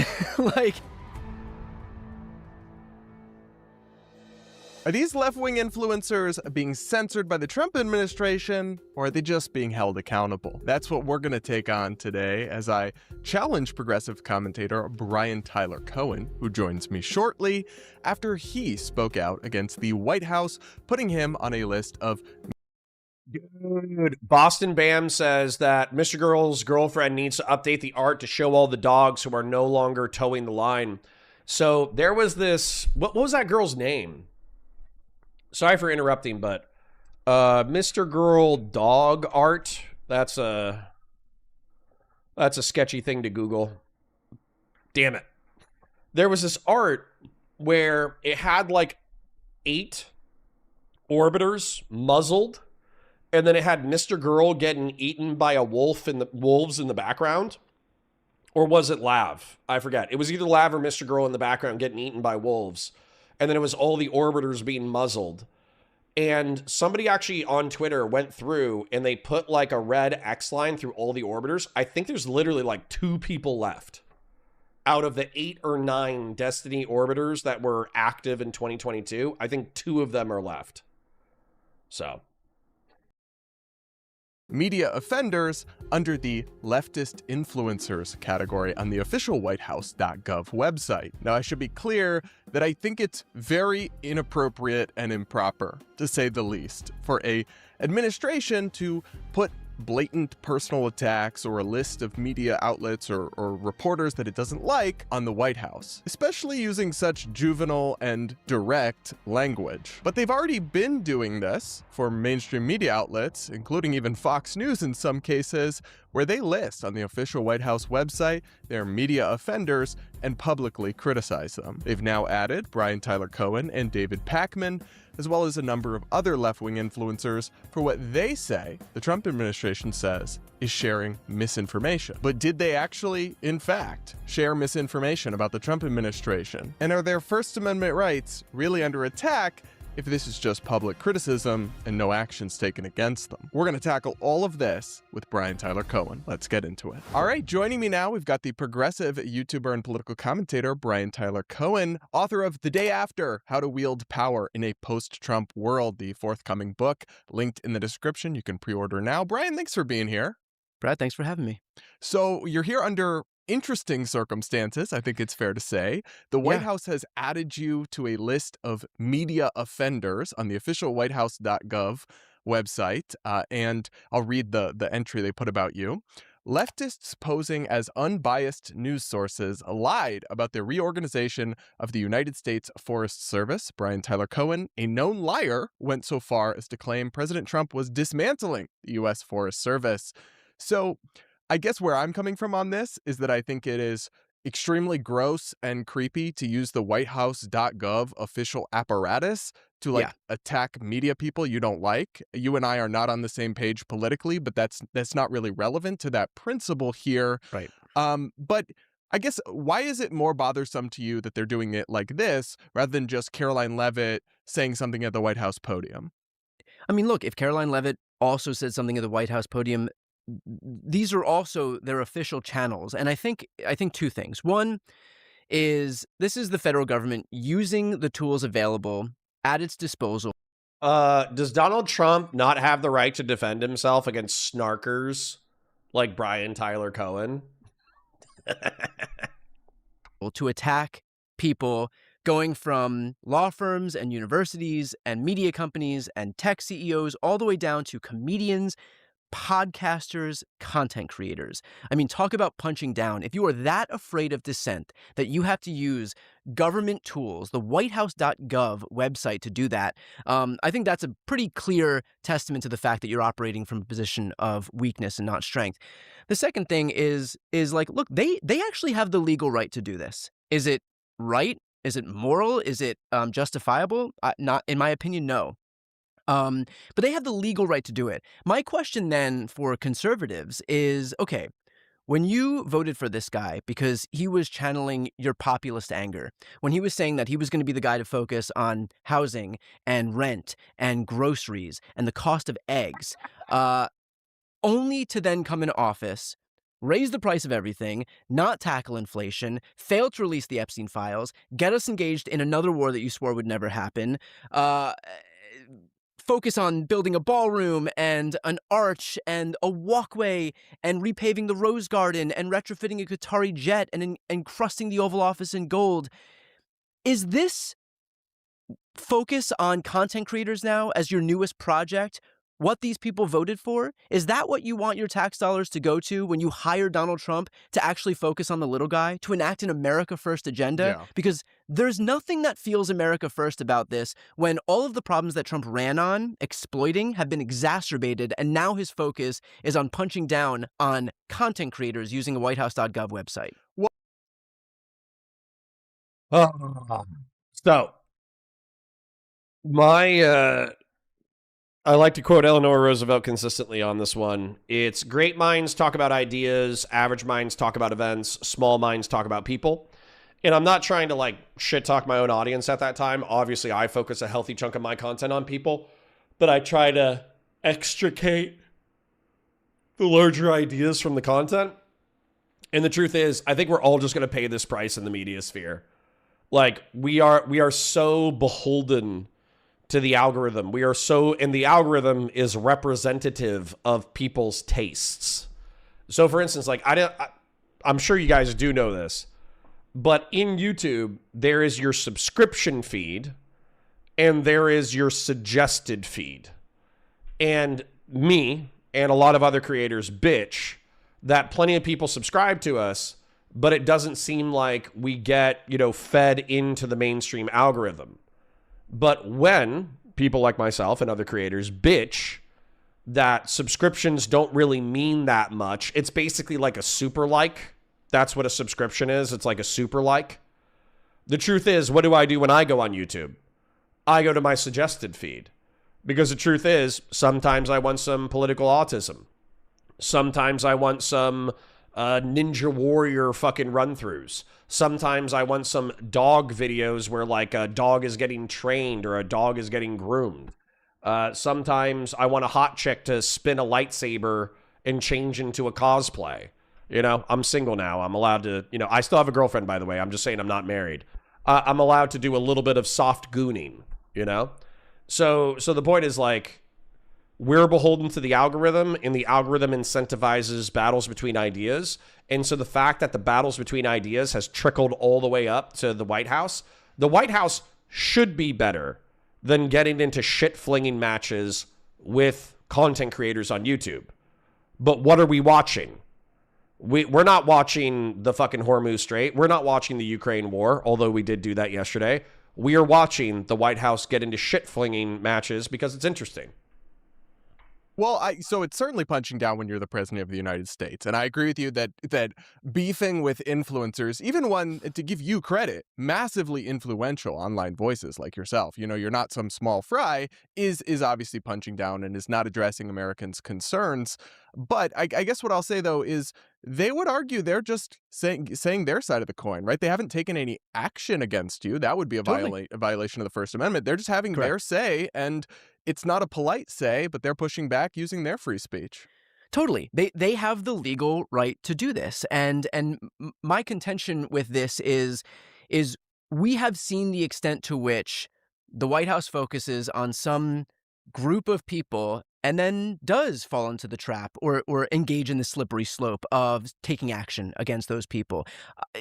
You have to put this into context. Like we've seen what happened to Letitia James and James Comey and Jerome Powell and Tim Walz and Jacob Fry and all of these other politicians, judges, you name it, who have been subject to vindictive prosecutions. And I'm not even just saying this as my opinion. There have been judges who've come out and said that the Trump administration is engaging in vindictive prosecution. That's what this administration focuses on. And so this isn't happening in a vacuum. It's not like the administration just says, hey, we're going to make a list and do nothing with it. This is an administration that makes lists and then takes action against the people on those lists. And so I'm not ignorant to what can and may come next. If they came after you with some kind of criminal charge or anything like that, or a lawsuit, that would be a very different story. Leaning on the social media platforms. I mean, look, this administration is not with above. President Biden doing that. They very much leaned on the social media platforms to take down specific posts. The RFK Jr. misinformation post, they were contacting the social media companies saying, get this post down. But there's a difference between getting a post down if you're seeking to tackle disinformation, which is what content moderation is, versus suppressing the voices of an entire subset of people because you don't like dissenting opinions. I mean, well, the Trump administration thinks that you're spreading misinformation. And so let's pull up that post. You said, breaking, Trump orders the dismantling of the U.S. Forest Service. All regional offices are being shut down and the research program destroyed. That's a tweet with 9 million views from No Lie with Brian Tyler Cohen.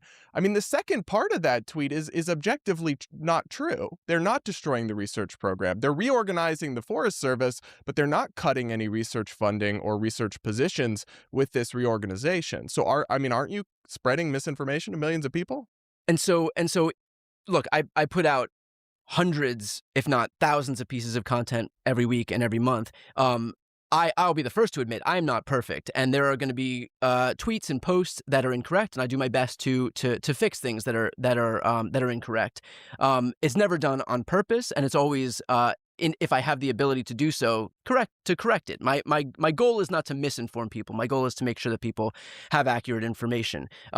By virtue of the sheer size of my platform and the amount of news that's coming out, you're not going to be 100% correct. And I'm not above admitting that I'm not perfect in what I put out. Okay, fuck you, Anonymous Chatter. Sorry. This is a little dry. So I'm straight up gonna show you the fucking dog grooming videos. It's not sexual, you retard. It's this Today I guy. got to work on this husky mix, and the owners requested I keep that muzzle on until I finish the nails and the ears, and left it up to my discretion after that. Take a look at his coat beforehand. Definitely needs that avocado mist soaked in there. Then we'll do that pre-blowout before the bath. Then before the bath, he needs his buns brushed out a bit as well. Give him some pets and a water break. Now to the bath. Start off with that blueberry facial. Got that shampoo rolling in and the conditioner right on top. We'll brush through from head to paw for about 10 minutes. You want to spread out your brushing, but you can definitely focus on... See, there's nothing sexual about this. And if there's something sexual about this, there's something fucking wrong with you.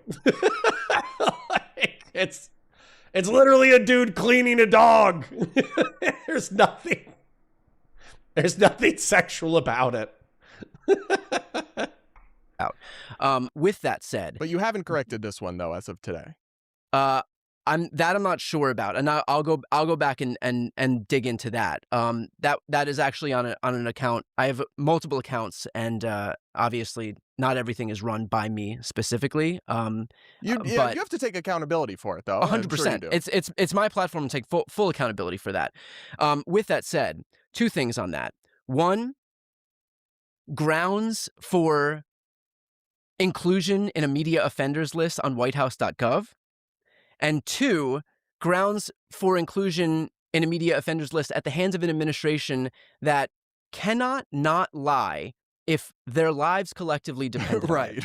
I mean, like, the audacity of Donald Trump's administration to try and take the moral high ground when he is physically incapable of not telling the truth almost every time he opens his mouth. I mean, right now, I think the last thing he said was like, California is engaged in widespread voter fraud because Spencer Pratt didn't advance to the runoff in Los Angeles, California, like the progressive bastion of the United States. And he's saying that must be evidence of voter fraud, that a Republican-backed candidate didn't advance to the runoff.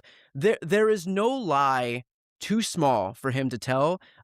He has no scruples when he lies. He will lie as easily as he breathes. And so, look, my whole business is making sure that I can garner the trust of people. Again, I'll be the first to admit that I'm not perfect. I try really hard to be, but I'm not perfect. I mean, I totally take your point about Trump.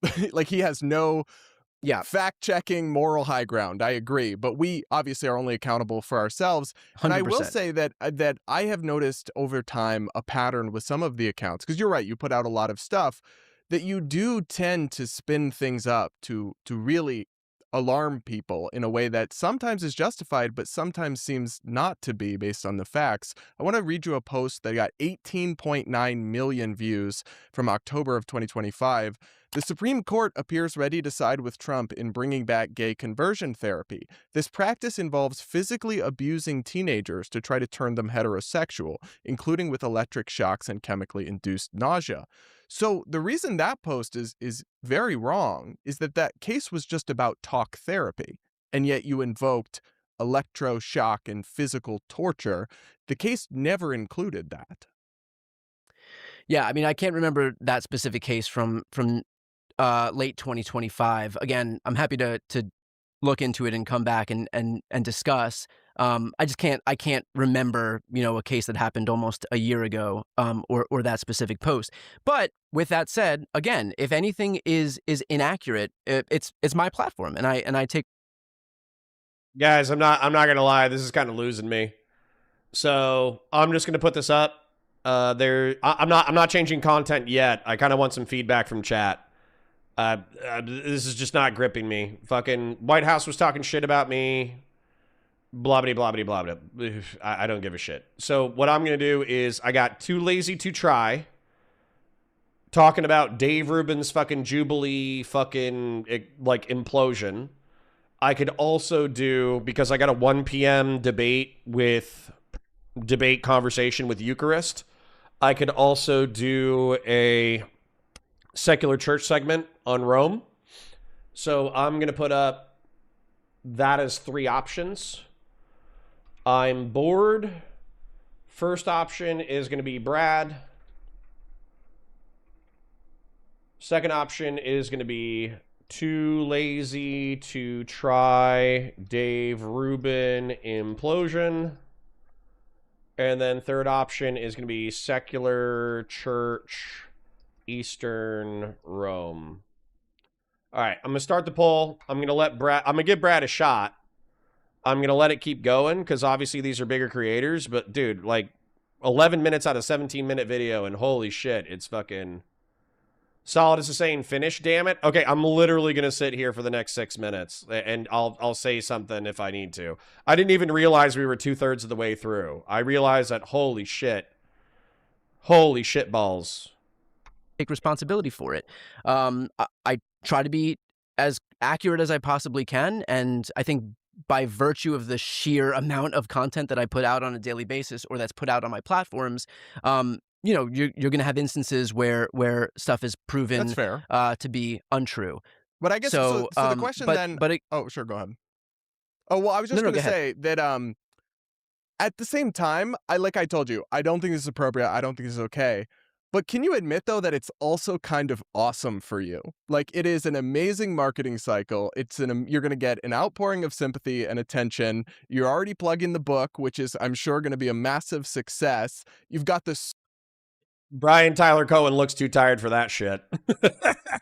super cool Twitter header that says, media offenders, Brian Tyler Cohen on the whitehouse.gov. That goes hard. So, I mean, isn't it kind of enticing, as long as nothing actually comes of it, to be a victim here?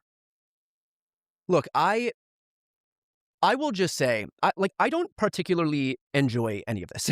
Like, I have my friends who will come to me and say, like, oh, you know, Trump gives you so much to talk about. Like, the negative far outweighs the positive in all of this, and like the amount of stress and the amount of like hits to my mental health and all. I used to be really good at compartmentalizing. I'm not that good at compartmentalizing anymore. Is it beneficial to be able to point to this and get attention in this economy? Okay. Would I trade it if we had a functional, competent government that was actually focused on decent things like combating climate change, so that the whole world has some hope of living on a habitable planet in the future? 1,000,000 times out of 1,000,000. What I will say about this moment and being on that list is I feel fortunate to be able to use this moment and this opportunity to do what I think a lot of other institutions have failed at doing. We have seen law firms and universities and tech CEOs and legacy media outlets all get caught in the crosshairs of the Trump administration and immediately capitulate to him because it was easier for them to do so, and it was more financially advantageous for them to do so. And it's been really frustrating from my vantage to see that, because like CBS is a massive media conglomerate. They have all the resources in the world to fight back against Trump, and they chose not to. ABC, Disney, again, a massive multinational media conglomerate, had all the resources in the world to fight back when they sued George Papadopoulos for defamation in a laughable lawsuit. They chose not to. They chose to give him $16 million instead. Paul Weiss, a major law firm, all the resources in the world, certainly no shortage of attorneys to litigate this case, chose to capitulate instead. And so when I saw my name on this list, I obviously I can look at that and I can say, man, it will be easy for me to just lay low, protect myself, and try not to get into any more trouble. I'm sure my family would have appreciated that more because this isn't fun for them. I get emails from strangers that I'm sure you can figure out what those emails are all about. So the attention isn't great, and it would certainly be easier if I chose to do nothing. But I viewed it as an opportunity to do what all of those other institutions and entities didn't do, which is actually stand up and fight back against what this administration is doing. And if that means wearing it as a badge, then I'm perfectly content to do so. And if courage is contagious, my goal here is to make it so that other content creators see this and say, hey, that looks like something I want to be on. Give me. In my impression, I think Brian Tyler Cohen is a little bit pressed right now. I think he's a little stressed out. I think he needs to eat a banana and go for a walk. I had a very stressful Friday, Monday, to the point that, like, my fucking, yeah, snarker emails. True! BTC is getting snarked. House hunt continues. Enjoy the day, fellas. See you, Boston Bam. Appreciate you dropping by. Hope you have a beautiful day. Yeah, man. So, number one, everybody's a snarker. Have I been successfully defended? I think so, Wick. I think so. I think where we ended up, maybe I poked a few jabs, but we ended up with Wick is a whimsical character who is self-aware of his own cringe, and he fucking brings the content. So, yeah, like, yes, I think I felt like Liquid Sonic was a little bit too mean to you towards the end of the video, where he was saying you were a fucking Destiny sweeper. But I think the general consensus is that your whimsy should continue. So people trying to shit on your whimsy is, that should be defended. So, Anonymous for 5 says, that Rod the Bod Stewart song is my grandma's favorite song. We have officially hit boomer points phase. We never left the counterpoints boomer phase. But anyways, I am just trying to wrap this. I think BTC, he needs a joint. He needs to go for a walk. He needs to eat a banana. Need that attention. Give me the badge of honor that is being included in Trump's media offenders list. And I think that between myself and David Pakman, we've been pretty effective at doing that. And I want this to turn into a thing where it's like, we dare the Trump administration to continue putting more people on that list because they're going to wear it as a badge of honor. They're going to use it to promote themselves. They're going to use it to make their voices even louder, to grow their followings. Whatever benefits can be conferred by being on this list, I want to make it so that the Trump administration realizes that they fucked up. And whereas they could buy off media companies and tech CEOs and law firms, we're not owned by any institution that the government can use to leverage to get what it wants. Independent media is independent. And so I think that they fucked up by targeting content creators. I think that it was a rare instance of them not understanding how the attention economy works. And if I can use this platform to kind of poke them in the eye and show them that this backfired on them, then I'm perfectly content to do that. No, that's totally valid. And I would say that even to my pro-Trump friends, or I know some people still in the administration, that it's like, if your goal was somehow to hurt Brian Tyler Cohen or to reduce his significance as a voice, putting him on this list with no like actual damage or harm or action taken against you will absolutely achieve the opposite of that, right? It will draw more sympathy, more attention, and hopefully for you, help those book sales get up. So Brian Tyler Cohen, thank you so much for joining me, guys. You can check out The Day After, linked in the description. And Brian, hopefully we can talk again sometime soon. Brad, I appreciate it. And I appreciate, look, I appreciate like what you're building here and enabling civil conversations with people across the aisle. I think in an attention economy where you really garner a lot of benefit by playing to the extremes, that you trying to host like civil conversations and being reasonable and rational is definitely a steeper hill to climb. But I think what you've done is admirable. So I appreciate you being a sane voice in this ecosystem and for allowing me a few minutes to talk today. Yeah, absolutely. Thanks so much. All right, guys. Brad's a good egg. I think that's the takeaway. Brad is a good egg. So Solidus, we technically finished the segment, okay? But truth be told, I feel like that can be done in 30 seconds. Was BTC is getting verbally attacked by the Trump administration. He is one of the largest alt media creators on the platform. So I think at some point, considering how poorly behaved the Trump administration is, you have to expect it to some degree. He's admitting that it is stressful to have that much attention and that much, like, he's getting hate mail and he's getting snarked and he's getting shit talked and he's surprised that it's happening from the upper echelons of our society. But, he's still going to weather the storm and he thinks that it's important to do what he's doing, et cetera, et cetera, et cetera. And he appreciates Brad Polumbo, and number one knows who Brad Polumbo is, which is great. Brad and I, we used to be mutuals. We used to have friendly DMs and all that kind of stuff. I think Brad's like a good egg overall.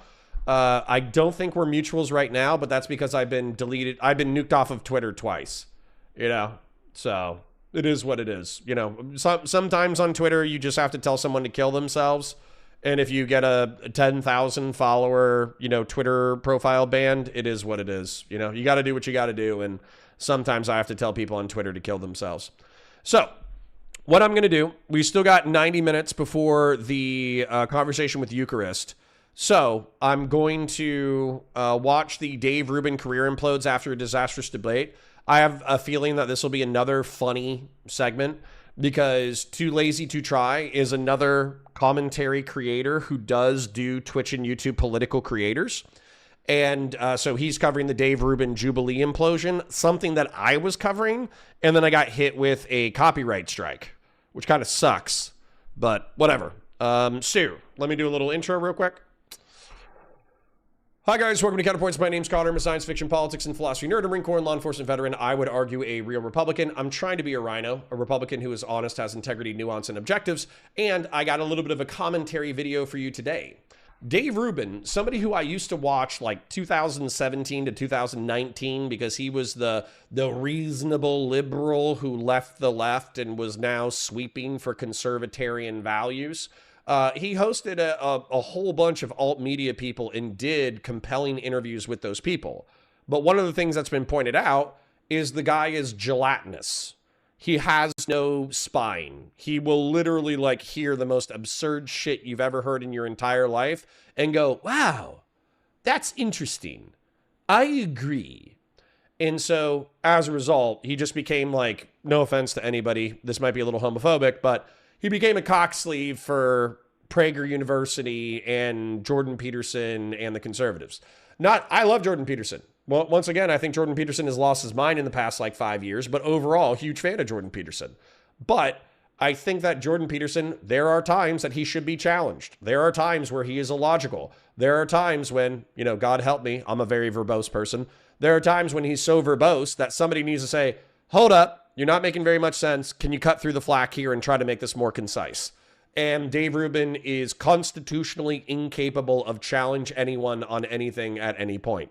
So it's very funny that he went to a debate with a bunch of progressives and he basically got steamrolled by a bunch of progressives. So, Too Lazy to Try, covered that. He probably made it funny. I want to watch it, although I did get a super chat, so let me read it. Anonymous says, Connor complaining about taking 8 minutes to say what could have been said in 30 seconds in the attention economy. I know. I am the world's biggest offender of pointing out when other people should be brief, and yet I am constitutionally incapable of being brief myself. My apologies. I don't know how you still watch me if you expect me to be brief. Anyways, moving on. That he made better off? What? What's the main metric that he made better off? GDP, unemployment, inflation? Do you have any idea? Listen. Well, reviews of the episode have not been kind. Conservative pundit Dave Rubin, branded a complete imbecile, reported the UK's independent newspaper. MAGA host mocked after failing to name any of Trump's achievements, said the Daily Beast. Commentator Mehdi Hassan declared it's official. Dave Rubin is the dumbest man in right-wing media. Glenn Greenwald, meanwhile, said it's not news that Dave Rubin is one of the dumbest people in media, a theme developing there. All right, so Dave Rubin has been completely humiliating himself basically his whole career, but especially recently. For some reason, he decided to do this 1 versus 20 Jubilee debate. I don't know how he thought this was a good idea. The people there debating him probably couldn't believe he agreed to do this. Even Tim Pool, who knows Dave and I would imagine is kind of friendly with him. Connor, do you have Russian in your lineage? No. The furthest east my people were Czechoslovakia. So where's the Czech Republic? Sorry, I have ADD today. Czech Republic, Google Maps. So, like 70% of my lineage is Irish, 70%, 80%. But my grandma on my mom's side, so dad is Irish mom's dad was Irish and English. Last name, I'll keep to myself. The dad side is like 100% Irish. So out of the 75% of my blood lineage, it's like probably 80% Irish, 20% English. And then my grandma was descended from Pennsylvania Dutch, which is just a fancy way of saying German immigrants to Pennsylvania. And they said that they were German, but they traced some of their roots and some of their roots were in Chechnya or the Czech Republic. So effectively, the furthest east my people went was Germany and the Czech Republic. It's not that Slavs didn't exist in this area. It's not that the Rus people didn't, conquer some of this territory. But, who knows? Are they German? Are they Slav? Who fucking knows? Everybody was banging everybody back in the day. Who fucking knows? With him was acting like this is low-hanging fruit, and Jubilee brought on Dave because they know he's an idiot and would make a fool out of himself while trying to defend Trump. Like, Dave's so bad at this, Tim thought it was unfair for them to even do this debate. I mean, he almost acts like it was a setup, but Dave chose to do this. He thought this was going to go well for him. So he's either completely delusional or he's just desperate. But it's getting sad at this point. Not even Dave's friends in politics can defend this. The best they can do is just be like, guys, come on. We all know Dave is bad at this. Of course, he's going to embarrass himself. See, this is why I don't like people like Parker. First of all, the dude's famous for debating people who aren't good at debating. Now, in this instance, I don't know that Dave Rubin's a debater. He's a guy with opinions. I would argue that I have better answers than Dave has in this regard. This is why I'm not a fan of this stuff. I don't debate people who are stupid. We don't intentionally bring Tim doesn't debate people who are stupid. Come on. Come on. Come on people who are bad at this stuff so that I can get viral clips. I'd be much more famous and make a lot more money if I did. It's worse off in terms of growth in 2025 as compared to 2024. If you look at Dow Jones and S&P 500, they're both up quite a bit right now, but lower growth rate. Dave's not a debater. This is the problem I have with a lot of conservatives trying to go in and debate a dude who can rattle off metrics. And my response to Parker is, woohoo! Whick says, we've both been on his show. That's a lie. Listen, I still think I'm a pretty smart guy. But when Prime Kai from the Reverie Roundtable started helping the Timcast people book Twitch and YouTube political creators onto the Tim show, I was like, man, they must be desperate for debate content. And to be clear, I'm happy that I got onto Tim Pool's show. I'm happy I did a couple of debates. They weren't, the strongest debates I could have had because of topic and opponent. But yeah, like there were some dipshits who made it onto fucking Tim's show. So, there was no offense, Tim, but yes, you have debated dipshits in the past. Oh, Elijah Schaffer. Elijah Schaffer is a total drug addict, fucking schizophrenic dumbass. So, yeah, sorry, Tim. I'm going to have to call bullshit on this one. Graph go up. Let's go, baby. Graph go up. Joe Biden, he get graph go up. I don't know what the hell that was. It sounds like Tim wouldn't have done much better. But also Piers Morgan had on someone to try to defend Dave. And again, this was a disaster. This guy said he really likes Dave, but it still sounds like he realizes Dave isn't very good at this. Because he gets asked, what does Dave contribute to the right-wing space? Which is a good question, because it seems like Dave only makes whatever movement he's part of look worse. Like, I don't No. Sorry, I'm going to disagree with this. So if we go to Dave Rubin right now, Dave Rubin is successfully the why I left the left liberal. So if you go to his show, he's still, at least recently, I don't know how good it is right now, but at least recently he was getting hundreds of thousands of views. Ooh, that's tough. 10K, 4.3. That's not good. 177, 41, 138, 400, 16, 5.4, 32, 18, 168, 29, 332. This is weird. These are very weird numbers. Because he's hitting six figures relatively routinely, and then he's getting some things that are under 10K. What the fuck is up with that? That is literally like, I understand that like YouTube kind of slingshot some shit out into the algorithm and then it'll hold back other stuff that's not doing good. But this first look segment that seems to consistently underperform everything else, 11K, 5K, 7K, 8K, 5K. This should be on a different channel. This should absolutely be on a different channel. If some of your shit is getting 6 figures and then you have something that's consistently pulling less than 10,000 views, you need to put that somewhere else. You're dragging yourself in the algorithm. Oof. Yeah, that's my diagnosis. My diagnosis is he needs to put it somewhere else. But anyways, the point that I'm trying to make, the live, so he's got 8K live right now, and he's live right now. That means that Tom Steyer will not advance. So hold on. I'm muting. Is he stealing news shit? Damn, he's looking a little rough. Dave, no offense, buddy, but you need to slow down with the fucking Botox, bro. You need to slow down with the Botox and the eye lift. You're looking fucking crazy. Okay, but 8K live is nothing to shake a stick at. And then routinely getting 6 figures in the live. Sorry, too long didn't read. Brevity is a soul of wit. He's a fucking why I left the liberal conservative cocksleeve. There you go.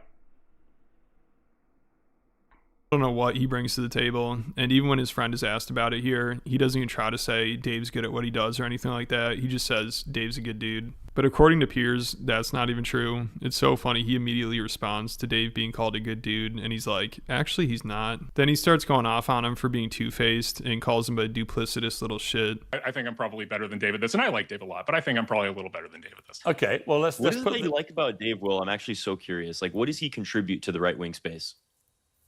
I mean, he's just a good dude. Like, we can just start there. Like, Do you know what? He's not really, Yeah. because I when I went to do Megyn Kelly's show in Miami and did Patrick Bet-David's, Dave Rubin asked me to go on his podcast, which involved going the wrong way out of Miami for an hour and then crisscrossing back to Patrick. And I said, you know what? I'll do it as a favor to a guy that's been on my show a lot. So I went and did all that, and literally about 3 months later, he's dumping all over me in public. And I was like, wow, you really are a duplicitous little shit. And no, you live and learn. I can But only the speak to my own idea that Dave Rubin is a good guy, I'm afraid is not borne out by my experience. I thought he was utterly Hold on. I want to vouch for what Will's duplicitous. saying. So things just keep getting worse for Dave, and quite a few people have had a falling out with him or cut him off. He was too much of a grifter even for Joe Rogan. After a few podcasts, Rogan realized he was a bullshit artist and stopped having him on, which Dave, of course, would complain about. He always seems really entitled to. Like, since Rogan didn't have him on, then he started trashing him. And during the last podcast they did, he kept pressuring Rogan to do his show, but Rogan clearly wasn't interested, so it was awkward.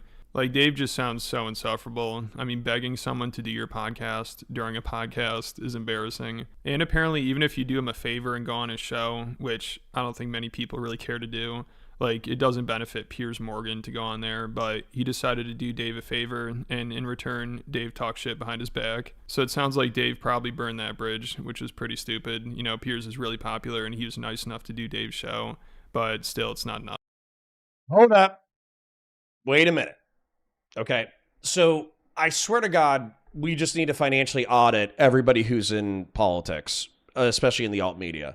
Dave did this thing, and I watched this because at the time, I still think I kind of liked Dave Rubin and Joe Rogan, where he had just talked to effectively an oil lobbyist, like a propagandist for the oil lobby, who was talking about like the miracles of petroleum and industrialization and how, you know, the fucking climate change is not that big of a deal and everybody's being pussies, which is like, that's an interesting argument. But then through that connection, he went and he started talking to like anarcho-capitalist libertarians. And then he copy pasted all of their talking points, brought it to Joe Rogan, and Joe Rogan was like, that's some of the dumbest shit I've ever heard in my entire life. And then Joe Rogan fucking eviscerated him.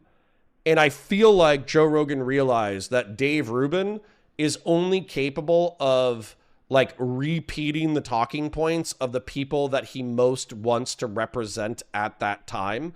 So regardless of whether or not it's MAGA or the libertarians or the left liberals or whatever, he's just a fucking talking points machine. And so that's why Joe Rogan was kind of like, fuck this, you know, you're a fucking scumbag, I'm out. Now, when it comes to the most consistent style of content for Dave Rubin, though, it has been left the left, why I left the left, liberalism, and I'm a conservative now because preserving liberalism has become a right-wing value, which has become laughable in the age of Trump, but he still fucking jerks off that grift, which is how he gets fucking, you know, 6-figure views. Now, on top of that, Piers Morgan, there's plenty to criticize with Piers Morgan. He's a biased moderator. He's a Trump ball washer. He is someone who will sweep consistently for the Trump administration while they effectively do some of the most heinous shit on the planet. And he does that sweeping not out of some political allegiance. It's actually quite clear that Piers Morgan actually has quite a bit of disagreement with the MAGA movement. It's because fucking Donald Trump was nice to him when they were on The Apprentice together. I swear to God, that's it. Like you hear Piers Morgan talk about it, and he's like, "Oh yeah, Trump and I had this like beautiful professional relationship on The Apprentice," which I think Piers Morgan won, by the way. And so as a result, he will not shit talk Donald Trump until the absolute last fucking second. So, who on earth watches Dave Rubin? Apparently hundreds of thousands of people. The motherfucker still puts up numbers. Like if we go to his Social Blade, I know like Dave Rubin from outside his community perspective is like a laughing stock, but Dave Rubin is fucking laughing his ass off to the bank. Dave Rubin Social Blade. The Rubin Report YouTube stats. He's got a B+ in general. Monthly gain subs. He's still positive, so good for him in that regard. Oftentimes when people get that big, if they like move away from their audience at all, you'll see them take like 10,000 or 50,000 fucking view hits. But back in the day, in July of 2023, he was at 26 million. March of 2026, so literally a couple months ago, was 55 million. 42 million in April. 36 million or 37 million in May. And by the way, for my Warhammer channel, I get $200 for every 100,000 views that I get. So 42 million. Let's just do 37 million as a starting point. Let's divide that by 100,000. So 370 times, I think I did that wrong. I probably did that wrong. Maybe I didn't. At minimum, this is at minimum, okay? At minimum, because I think when you get into the higher echelons, you actually get a better payout. And he also probably has sponsors and he has patrons. At minimum, this motherfucker made $74,000 in a month. You understand that? Set minimum $74,000 in a month. So if you had to become a fucking Trump ball washer for would you become, this is the way I should phrase it, would you become a Trump ball washer for $74,000 a month? You know? It's a lot, man. It's a lot of money. Sorry, let me just make sure I did it right real quick. 37, and that's like a slow month too. 37 million divided by 100,000 times 200. Yeah, dude. Yeah, dude. Listen, man, if you call me an F slur, but you pay me $75,000 a month, I'll let you call me an F slur as many times as you want. Okay? So I don't know how it's worth dealing with him. And it's crazy because he offers nothing, but he couldn't believe when Rogan went to his show and then that Rogan cut him off. Like when I do his show or he does my, I really enjoy that guy. By the way, I like him. You do freaking Shapiro's show before my show? Sorry. What? The guy's had a show for 3 weeks. I'll do a show. What are you doing? People are mad at me with the way I dressed. See that, man? So Old School says streamer slop equals bad, secular church now. I think we're running out of time, but if we do, if we run out on this segment, then I'll do a little bit of secular church before we roll into Eucharist. Always a pleasure. Yeah, wait, Always hold a pleasure, on. Dave. Now I'm getting you official. You went to Shapiro before me. Listen, just it happened. I was free that day. We'll do your show. Will I go on Rogan's podcast? I asked him, and our PR people asked him about a bajillion times to go on for my book. We did not get a response as far as I know, so I don't know what happened there.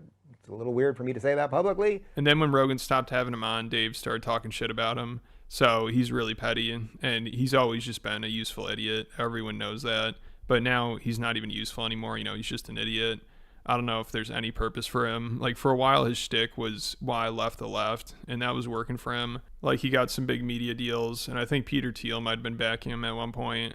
And then he got that Tenet media deal, which was backed by Russia, and he's making $400,000 a month just to do a few YouTube shorts a week, I think it was, which is insane. The fact that somebody paid Dave Rubin that kind of money is obviously suspicious as hell.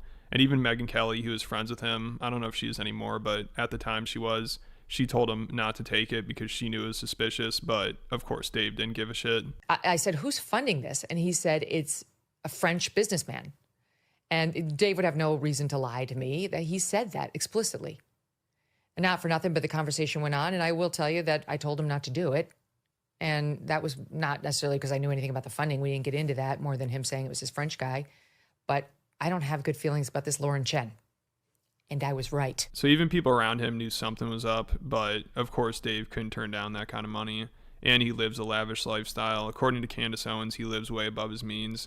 And he bought a $5 million house and got the money from Peter Thiel. Then when Thiel charged him interest on the loan, he of course got all annoyed about it because that's like pocket change for Thiel. He's such a cheap ass, okay, that it was one of the reasons him and Charlie had a falling out, and we'll get to that in a second. He likes to live above his means, and he told me that he needed $5 million to buy some house in some swanky neighborhood. So he went to his friend, billionaire Peter Thiel, and asked for $5 million. But Peter Thiel then asked for a percentage, like, you know, yeah, I'm going to loan you this money, but if I'm going to be the bank of Thiel, you're going to pay interest. And he was, I can't believe he's a billionaire. This should be a drop in a bucket. He could just give me the $5 million, and he's going to make me pay interest. He's literally talking trash about a guy that loaned him $5 million. Yeah. Right? Currently, he had loaned him $5 million. He was talking trash about him. So now that Dave's career has fallen off, and I don't know if many people care to fund him anymore, I think he's getting desperate, and maybe that's why he took that debate. But after that, I think Trump should pay Dave not to advocate for him. Like, he only makes things worse. He's been getting absolutely cooked for that debate.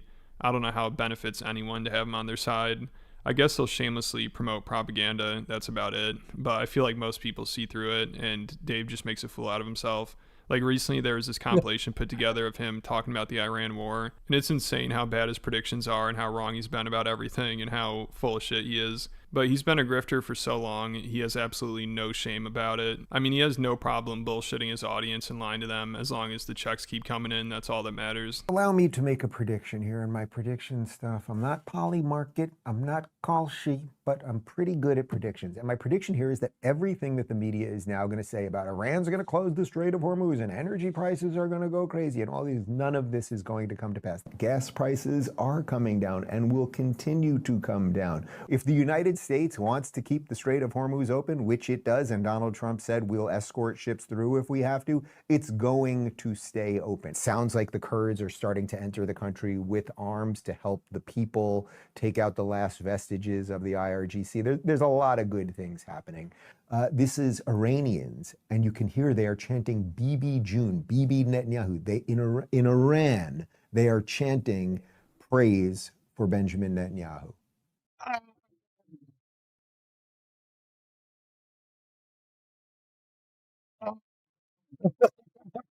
My God.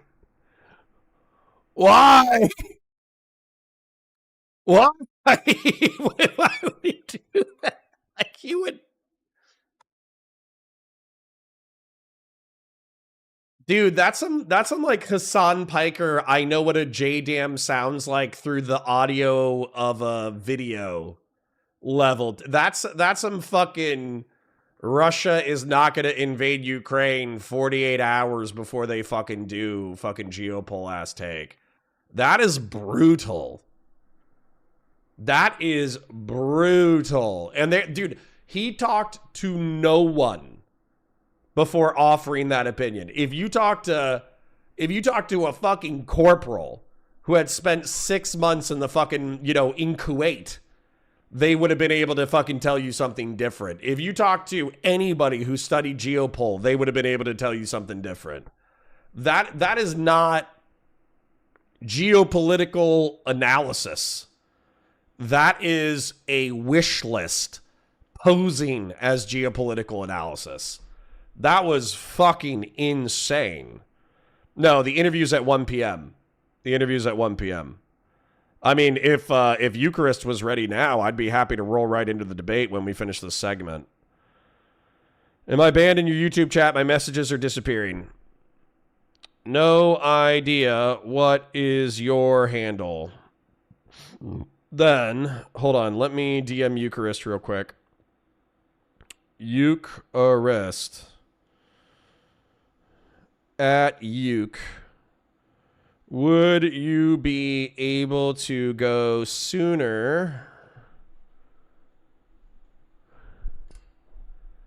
Like in 20 minutes? Or should we stick with 1 p.m.? Question mark. God damn.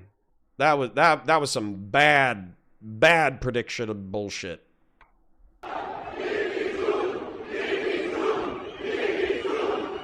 They've plotted this war, this extraordinary war that will be studied for decades, right?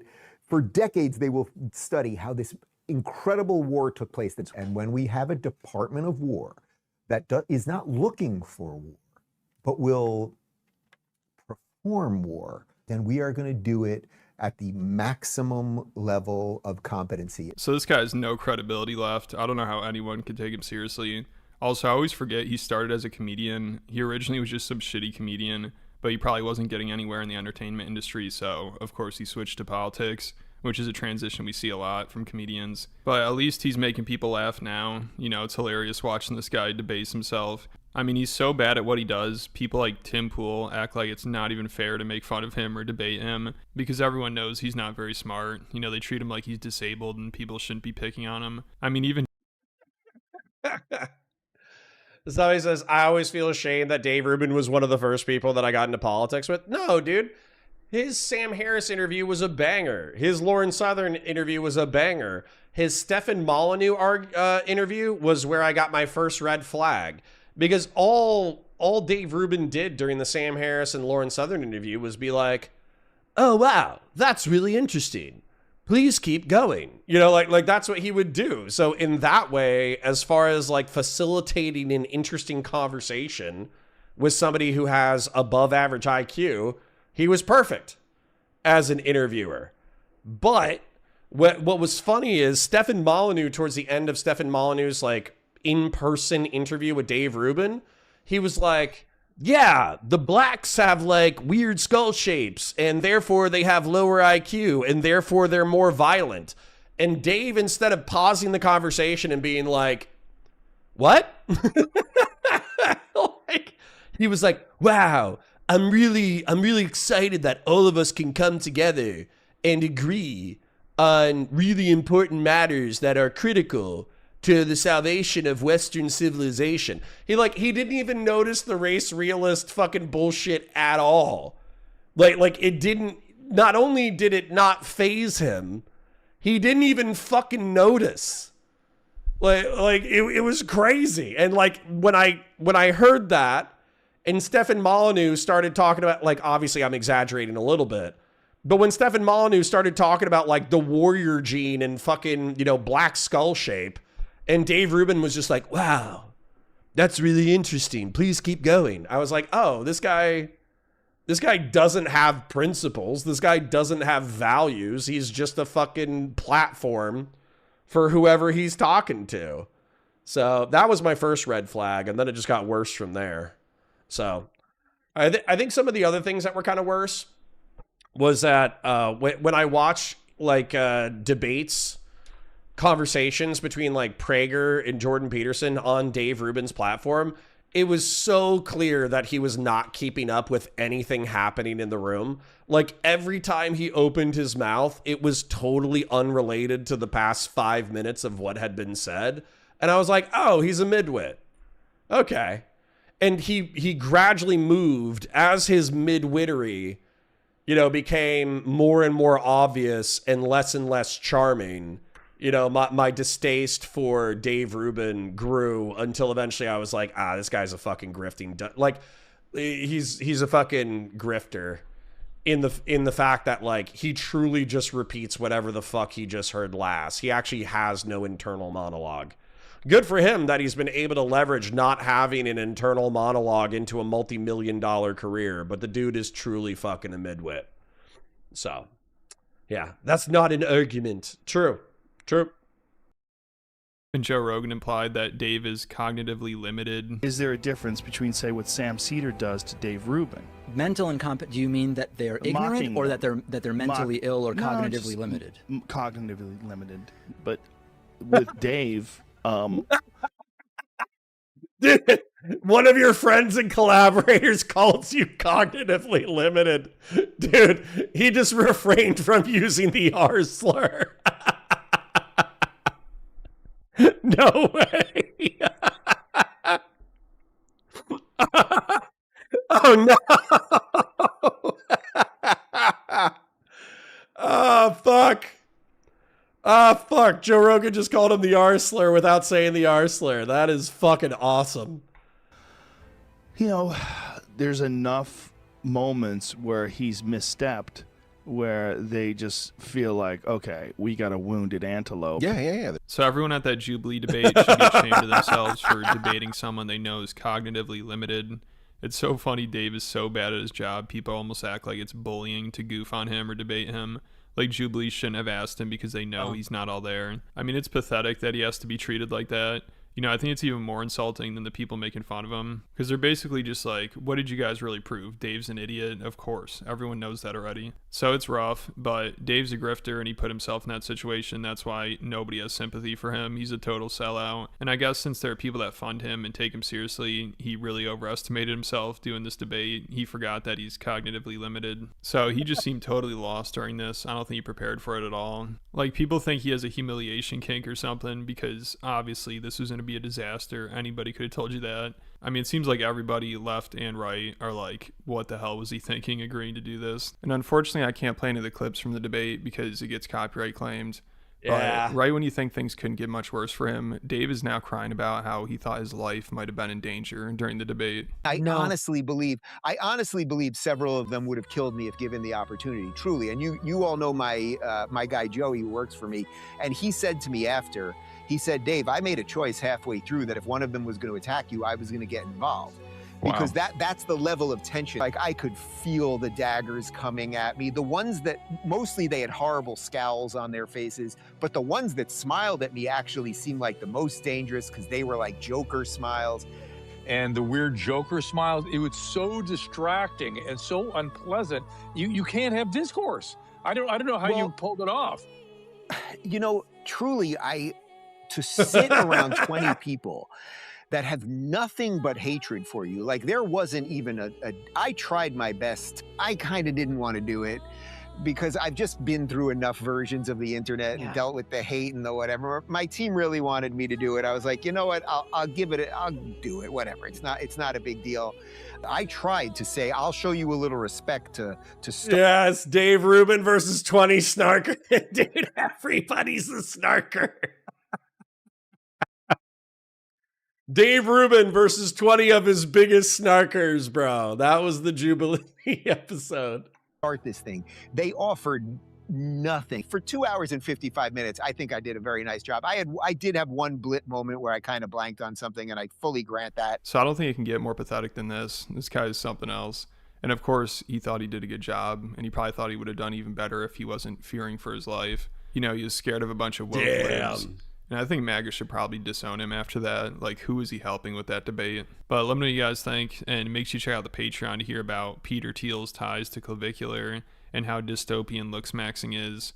And I covered young Jamie humiliating Eric Weinstein. That was hilarious. And Joe Rogan versus a Mossad agent. That was a really interesting episode. I definitely recommend checking that out. And there are over 200 other exclusive videos that are all over 20 minutes. So there's a ton of extra content. If you enjoy the channel and want more content from me, definitely check it out. It's worth it. There'll be a link in the description. Nice. Big fan of Too Lazy to Try. I understand that his delivery is quite dry. It's quite dry. So I do understand that it's not everybody's cup of tea, but it's pretty good. So see, look at the diversity of my content. I got Halo. I got somebody snarking Ethan Klein defending iDubbbz. I got clips from, I don't know what that is, The Social Reckoning. I got PF Young. I got drama from Destiny's side of Lauren De Laguna talking shit. I got some fucking muscle mama lifting weights. I got my own Counterpoint Star Wars with a breakdown of hand-to-hand Jedi tactics.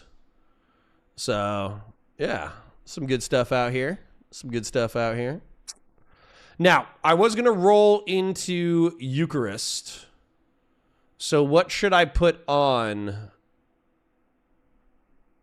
while we're waiting? Let me go ahead and thank the people who have donated real quick, and then then I'll put something on for a minute while we get set up with Ukerist.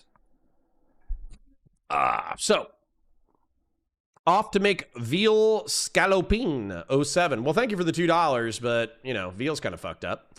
Old School says, streamer slop equals bad, secular church now. Sorry to disappoint you, Old School. Sorry to disappoint you.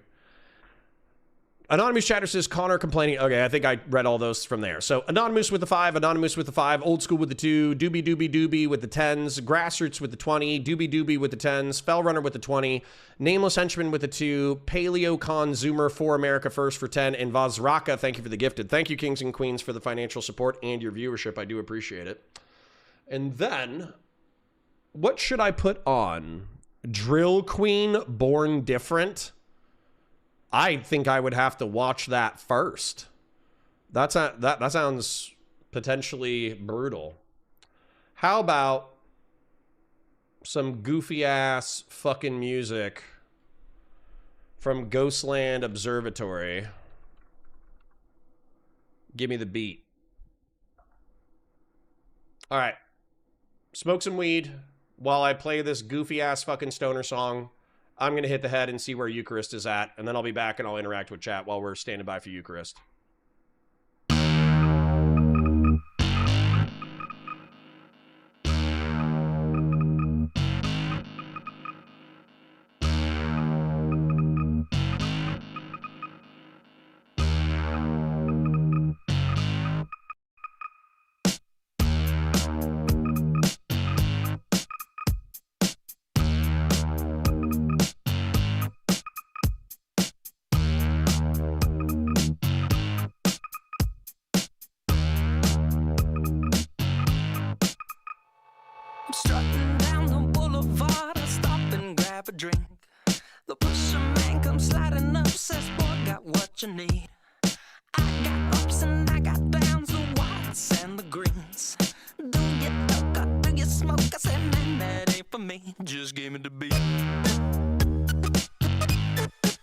That's all I need. Just give me the beat. That's all I need. About that time a Cadillac come bumping down the street. Hits its brakes and pops the trunk, says this you got to see. I got chains and diamond rings, 8 tracks and LPs. Do you like my merchandise? Says still that ain't for me. Just give me the beat. That's all I need. Just give me the beat. That's all I need. Now, Los!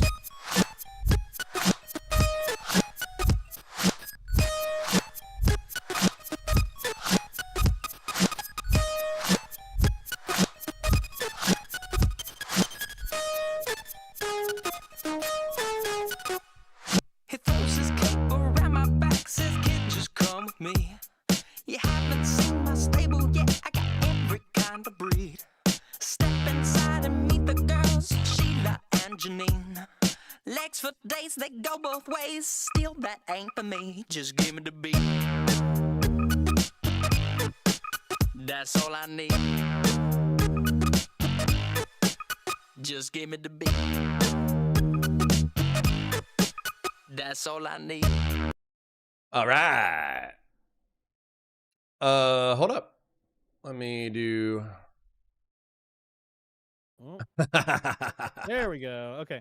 Oh, I called the whole group chat. Sorry. Yeah, I know. That's actually kind of funny. Do you want me to just call you direct real quick? That way we don't have that'd be Shapingro. great. And I'm bad at this Discord stuff. that's fine. 1 second. Ukerist. Friend? How do I call Ukerist? Ukerist. Well, let's do that. Pop that out. Okay. Well, now let me get my camera working. Okay.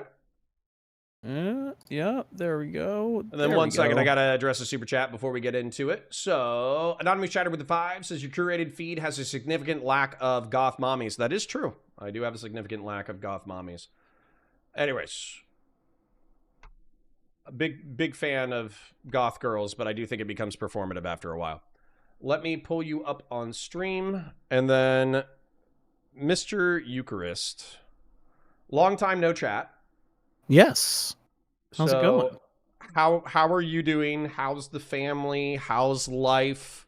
What are you still doing in our Twitch and YouTube political schizo spaces?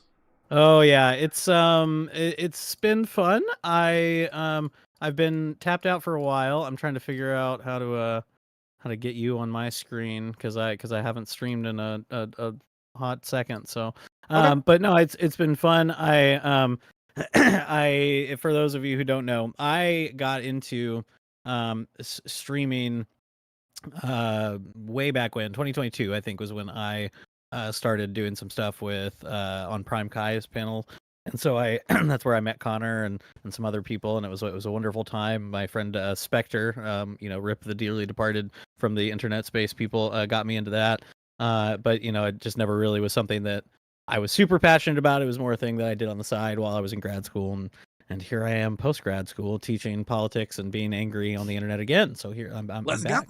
go.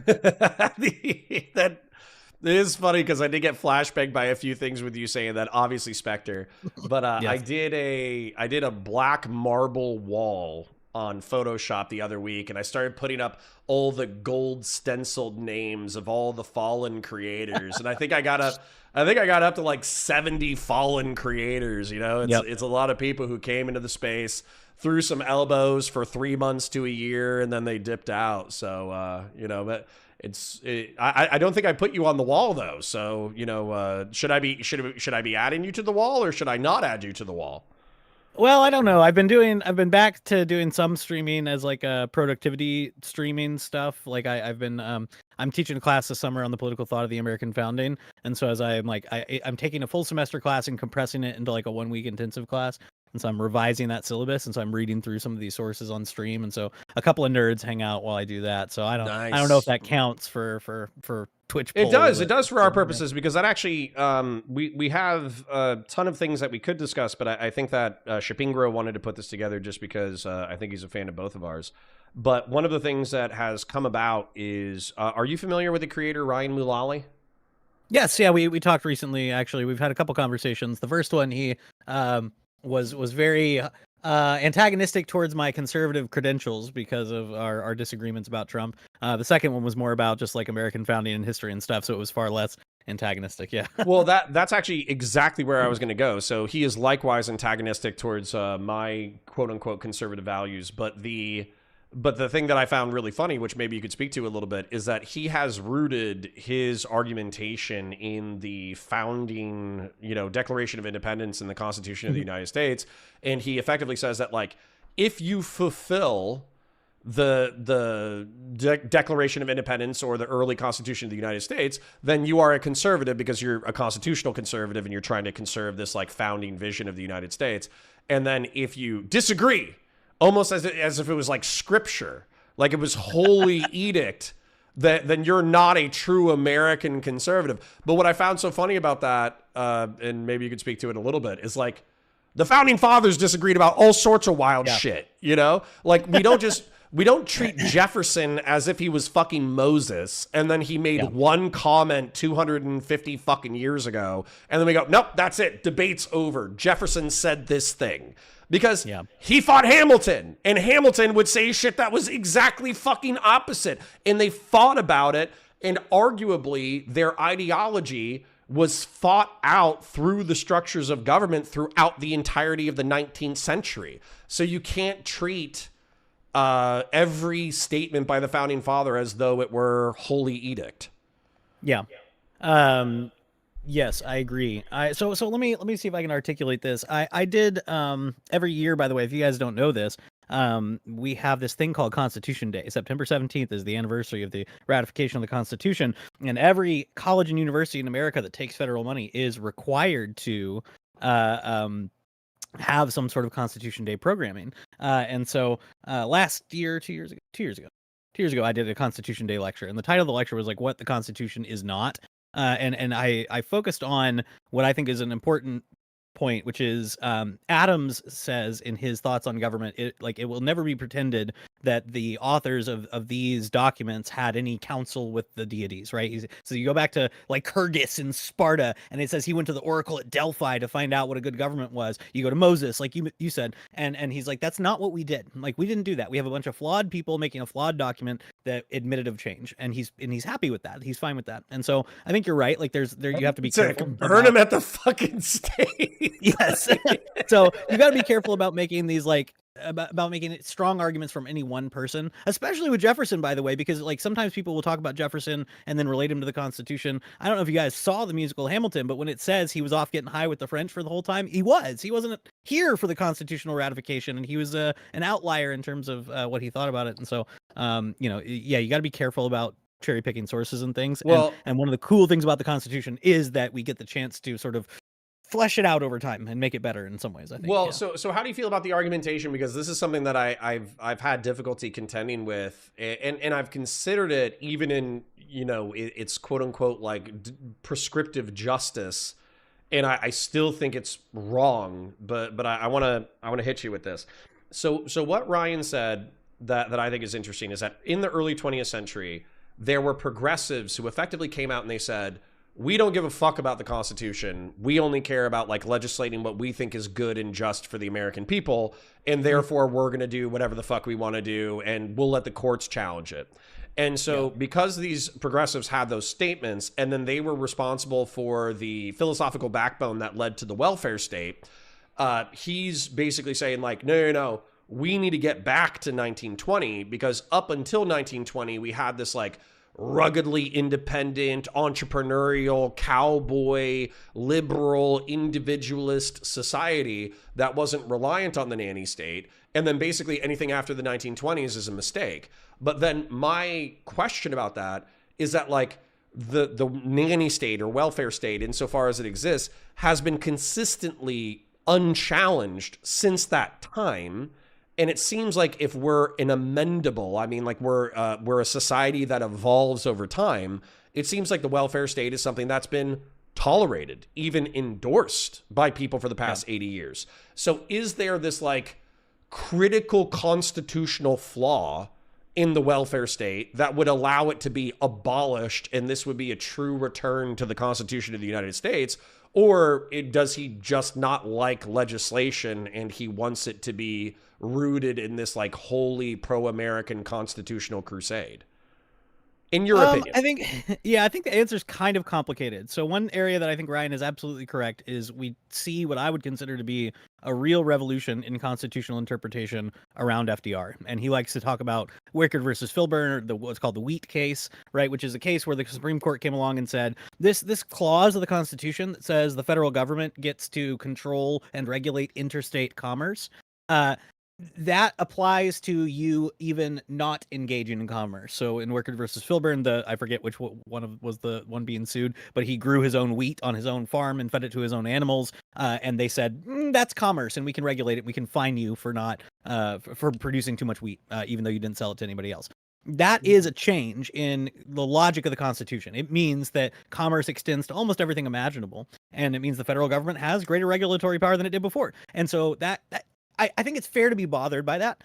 When it comes to the welfare state, though, I think the place where people like Ryan are maybe, I wouldn't say off the mark even, but just like are maybe living in a fantasy land is like, you can't snap your fingers and get rid of Social Security. Like, you've got to have some sort of off ramp here, even if you think it's not the most ideal solution. So he's right in the sense that there is a real transformation, what the federal government has power over in that period. The solutions are harder because we've had now over 100 years of maybe what we call in law and policy, like reliance interests. People are relying on this, and that leads to certain obligations on the part of the government. So yeah, I don't know if that actually answers the question or not, but no, it does. And that oftentimes when they talk about like repealing it, I basically appeal to reliance interest. But what they say in response is they go, "Oh, I don't care if there's reliance interest. It's immoral because it's not in line with, the Constitution of the United States. Therefore, like, should we have a drawdown of the welfare state and an incremental plan? Ideally, sure.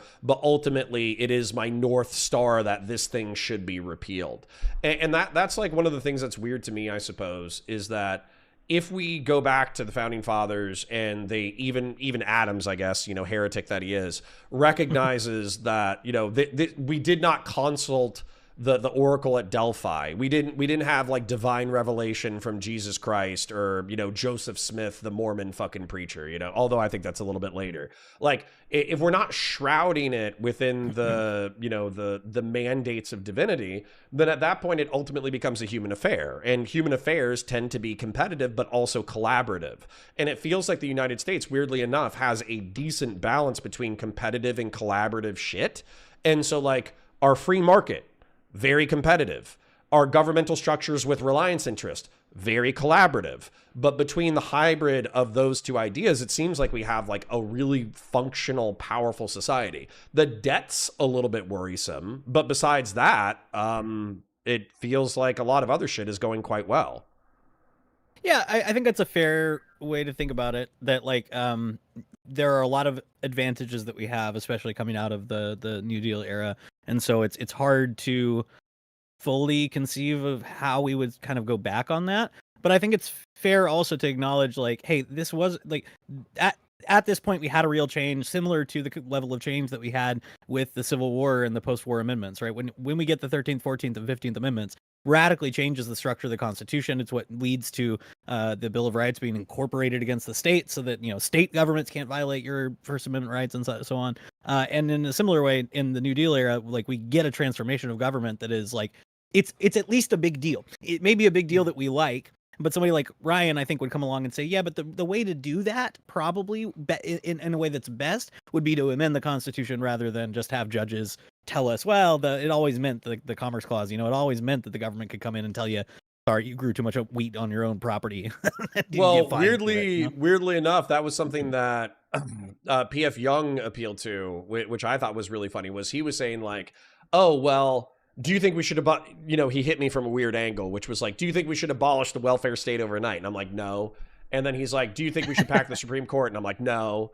And then he's like, do you think that we should threaten to pack the Supreme Court? And I'm like, no. And he's like, well, FDR was like a transformative person who created the welfare state, and he did so through a super majority of like Congress.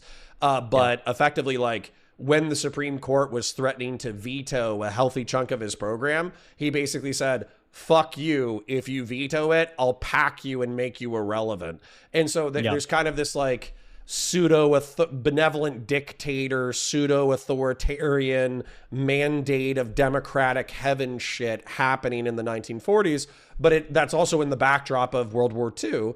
And so like World War II was also a very precarious time. So I'm sure there was like insane political pressure to go along with, basically whatever FDR's mandate was. Yeah. There is this period early on in FDR's first time being president out of four, I think, where the court does push back on a lot of what he does. And then there's this famous incident of what you just described that is called now like the switch in time that saved 9, which is like a couple justices switched their votes on certain key issues so that FDR wouldn't pack the court.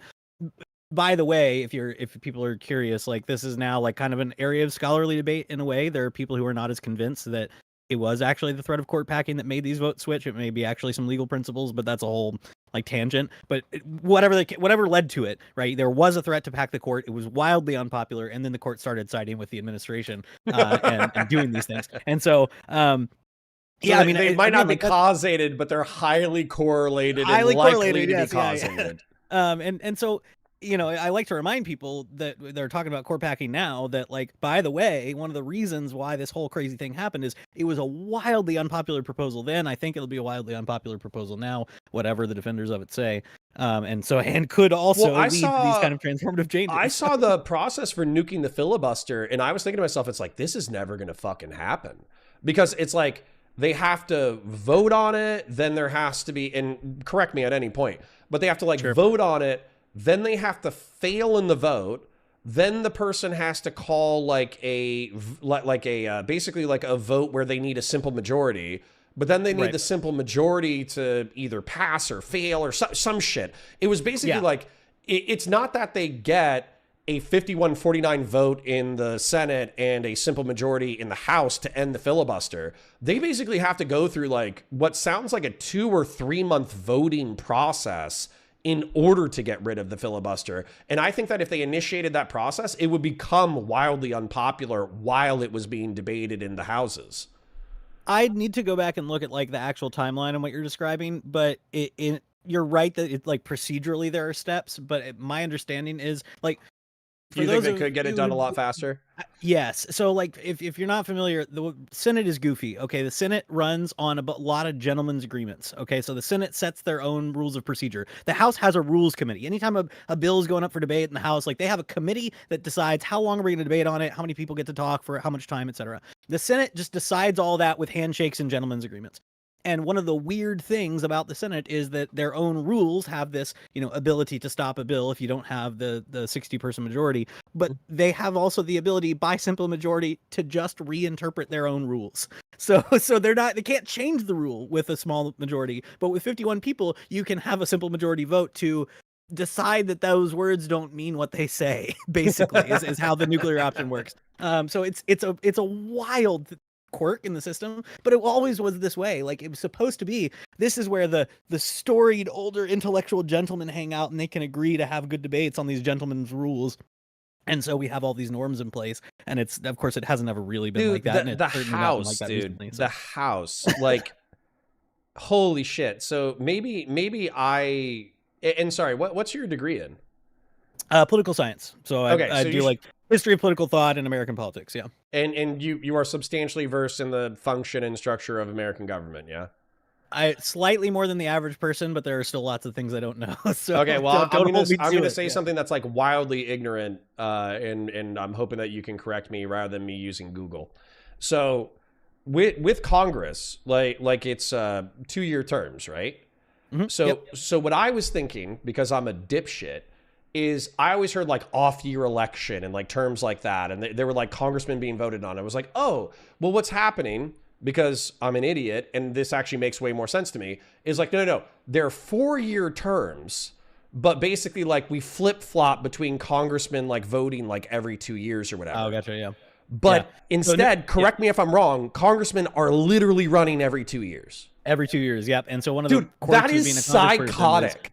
You're never psychotic. Yeah. You are never not running. You are never not fundraising. You don't even have the capacity, like in my opinion, like your capacity to write legislation in the House and then like get people to sign on to the bill and then build consensus in the House to the point that you can do like that. How are you supposed to do that as like and I think the answer is they literally don't expect you to do it. How are you supposed to do that as a freshman congressman? And the answer is they don't expect you to do that. They expect you to run for re-election. That's fucking crazy. That is a crazy way to run a bicameral legislative body. If I could make it even crazier for you, back to my favorite, my boy, John Adams. John Adams says in his thoughts on government, he says when it's a maxim, known throughout history that when yearly elections stop, tyranny obtains, or something like this. Like he thinks we should be reelecting everybody every year. is his ideal system. Like you should constantly be under, like you should wake up in See, the morning. but now and I think, want to oh, fist no, fight John someone's Adams gonna because vote that on me sounds tomorrow. dumb as fuck. No, it's like he's very convinced that the best way to make sure that you don't have runaway government and tyranny and all this stuff is you've always got to be scared that they'll vote you out tomorrow. And so, yes, so but there's at the same time, dude, like for me, what happens or what has happened with like the evolution of the two-party system is effectively like the congressman becomes so obsessed with retaining office that they're no longer these like enlightened warrior philosopher savants who are crafting legislation that's good for the American people because they're so obsessed with retaining power. And then same thing with like the senators or whatever, which I guess in this ideal should be the warrior savants who have a little bit more time to craft legislation. They should be the ones who are like kind of, you know, guffawing at dumb legislation and passing good legislation. Longer time horizon. Yeah. But at the same time, man, it's like my faith in their capacity to be our representatives is like fucking shattered because of the cronyism and the fucking and the entrenched interests and all that kind of stuff. But then I also look at the history of America in the 19th century and the fucking 20th century, and I'm like, is it really that different? Because if you look at what was happening in the 19th and 20th, people were bitching about that stuff. Look at who is it? Abraham Lincoln talking about the Mexican-American War. And he is as critical of the Mexican-American War as I think some Democrats were of like the war in Iraq 2 years into the war in Iraq. He truly viewed it as like an immoral war land grab of entrenched commercial interests trying to profit from a diplomatic failure with Mexico. And that's the way he talks about it. So yeah, if I could recommend like two very short books, I'm really annoying because I always do this. I'm just like, there's some good books about this. So sorry, but two really good books on this like Congress stuff. There's one that's a classic by this guy David Mayhew called Congress: The Electoral Connection, and his claim in that book that is like sort of transformative in the way we think about how government works in America is that Congress people are single-minded re-election seekers. That's all they are. And so anything that they do has an eye toward that next election at the end of 2 years. And I think he really explains it well and explains their behavior on that basis. People have challenged it and done better studies since then. It's written in like the 60s or 70s, but like it's a good book. There's another book by Richard Finno called he did one book called Homestyle that was about, hey, how do representatives actually represent their district? What are they doing? Like when they go home and talk to their representatives, how do they behave? But then a follow-up book later on in the early 2000s is called Congress: The Electoral Connection. And he basically argues that, yeah, what you're describing is a change in how representation works or how people think about that person represents me. And the change he pins to basically television and Newt Gingrich in his term in office. There's older Congress people who used to go to the corner store and the hardware store and shake hands and be like, hey, I'm your congressman. What do you want from me? And then now there's people like Newt Gingrich who are on TV all the time. And obviously he's writing this in the 2000s and Newt Gingrich is more relevant. Yeah. You can think now about like Marjorie Taylor Greene was my representative where I work in North Georgia for a while. And she was very proud of the fact that she fundraises from all 50 states. And that's an insane thing, right? You represent a tiny slice of one state in this country. And you are bragging about the fact that you represent, or that people are giving you money from everywhere in the country. That's not what we thought Congress people were for, but that's how they are now. So, yeah. But with the democratization of media, I can only assume that that's gotten worse, not better. And somebody shared something important in chat that I need to read, and sarcastic, by the way. So if you want to like move your face off of camera, that's fine. But Brad Polumbo eats at the Applebee's I work at, and he ruins the bathroom every single time. I'm not even joking. I have receipts and photos. And then he also says, he also hit on my aunt when she came in to pick me up after my shift. My aunt is in a wheelchair. So like, you know, I don't know if Brad Polumbo, he's gay. So I doubt he eats at Applebee's or hits on your aunt. But, you know, I just wanted to share with the chat just in case they found that piece of information. And then I did get a super chat. Anonymous Chatter for 5 says, does the endless 2-year re-election cycle stop us from long-term thinking and just chasing the same short-term profits of CEOs? Well, that's how I feel, Anonymous Chatter. I don't know how Ukerist feels about it. But what I was going to say, too, in reference to your Marjorie Taylor Greene point, was the fact that with the democratization... So back in the day when we had horses, telegrams, maybe a dial-up telephone, then you could have your regionalized interests with your regionalized constituency. And now it feels like instead of actually meeting the constituency, shaking hands, kissing babies, spending time in the community, all that kind of stuff, it seems all that representatives are doing is they're looking at polling for their district for issue-specific polling, but also party-specific polling, and then they just represent whatever is in their polling data in order to best represent what is most likely to win in the primary and what is most likely to win in the seat. And so it seems like their conscience, their like moral weighting into different like issues. It's not like a voluntary, conscious, fucking intelligent warrior savant person wading into the battles of legislation for what he thinks is good for the American people. Truly, it's like the most democratic shit ever, because they're just fucking regurgitating talking points from the vulgar masses and what they believe. And for me, that's like a total corruption of what a republic is supposed to be. A republic is supposed to be intelligent people saying, fuck you, you don't know what you want, this is what's actually good for everybody, this is what I'm going to represent. And so weirdly enough, whenever somebody's like, you're a Democrat, you're a Democrat, you're a Democrat, I'm like, no, I fucking hate the demos. I think they're dumb fucks. I think Donald Trump is evidence that the demos are fucking terrible. Like that, no, like I am a representative Democrat in that I don't want direct democracy. I think the average person is a fucking tool. Yeah.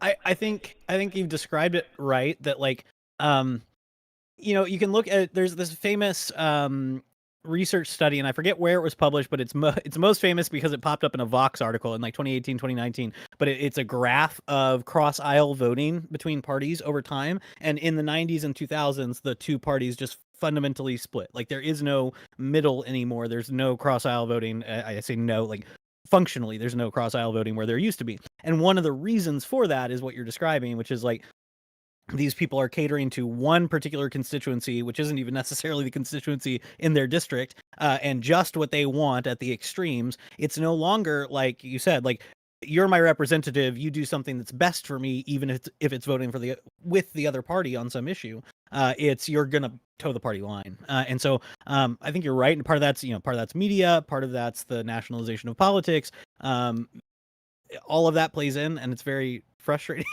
So there's no good solutions. But as a creator or as an American citizen, what do you do? Because effectively, like, if you start bitching about, let's say that I dedicated my content to identifying this problem in its entirety, articulating it clearly, and whipping people up into a frenzy about the nature of electoral politics in America, that it's failed, that it's become like, you know, this fucking circle jerk of fucking polling, and, you know, nobody has a conscience anymore and all that kind of shit.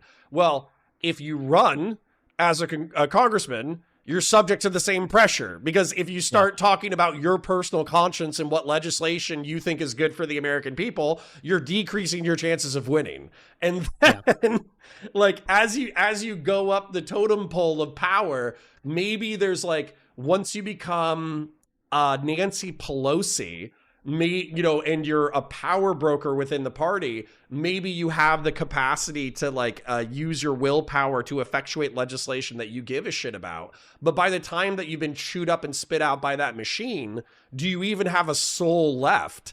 And that's like, it's so brutal. It's fucking brutal. Thomas Massie is a really good example of this, right? Where like Massie is somebody who was for quite some time very popular in his district. But because politics has become nationalized, all of the things that he was talking about that made him popular were national level stuff. And then when he changed his mind on some national level stuff, or got in tension with Trump and all the Israel stuff and whatever else, then the people in his district didn't care so much about what he had to say. None of that really is like he was representing us before, but now he's not. Like, people will say, oh, he just didn't pay attention to what his district cared about. Not really. He never really did, because he, like any other celebrity house figure, was like, he just cared about the national level politics stuff. And then he came into conflict with Trump, and that was enough to knock him off. And so like, it's a weird transformation where it's like, you would hope your representative is the person who's like, I care about what's happening in the district. I care about utilities. I care about how government services are working. Like I am the person you can come to help with XYZ thing. And that's just not reality anymore. And so that is, I mean, it's a bummer. And there's arguments for like expanding the House and all these other things, but it's something to, well, it's something to rant about at least. You know? The closest that I can see to actually like re-parochializing, I think that's the right word. Don't know if it is. But re-parochializing the Congress, unfortunately, the lever that they pull is economic populism. And that's scary to me too, because basically it's like, it just gives politics. It's, yeah, sure, you can say, oh, well, our schools are failing and, you know, we're not getting enough government for grant money and we're doing environmental shit and this, that, the other. And that could be popular with people within your district, or at least you could just have the right talking points and then do the right talking points for the national politics level shit.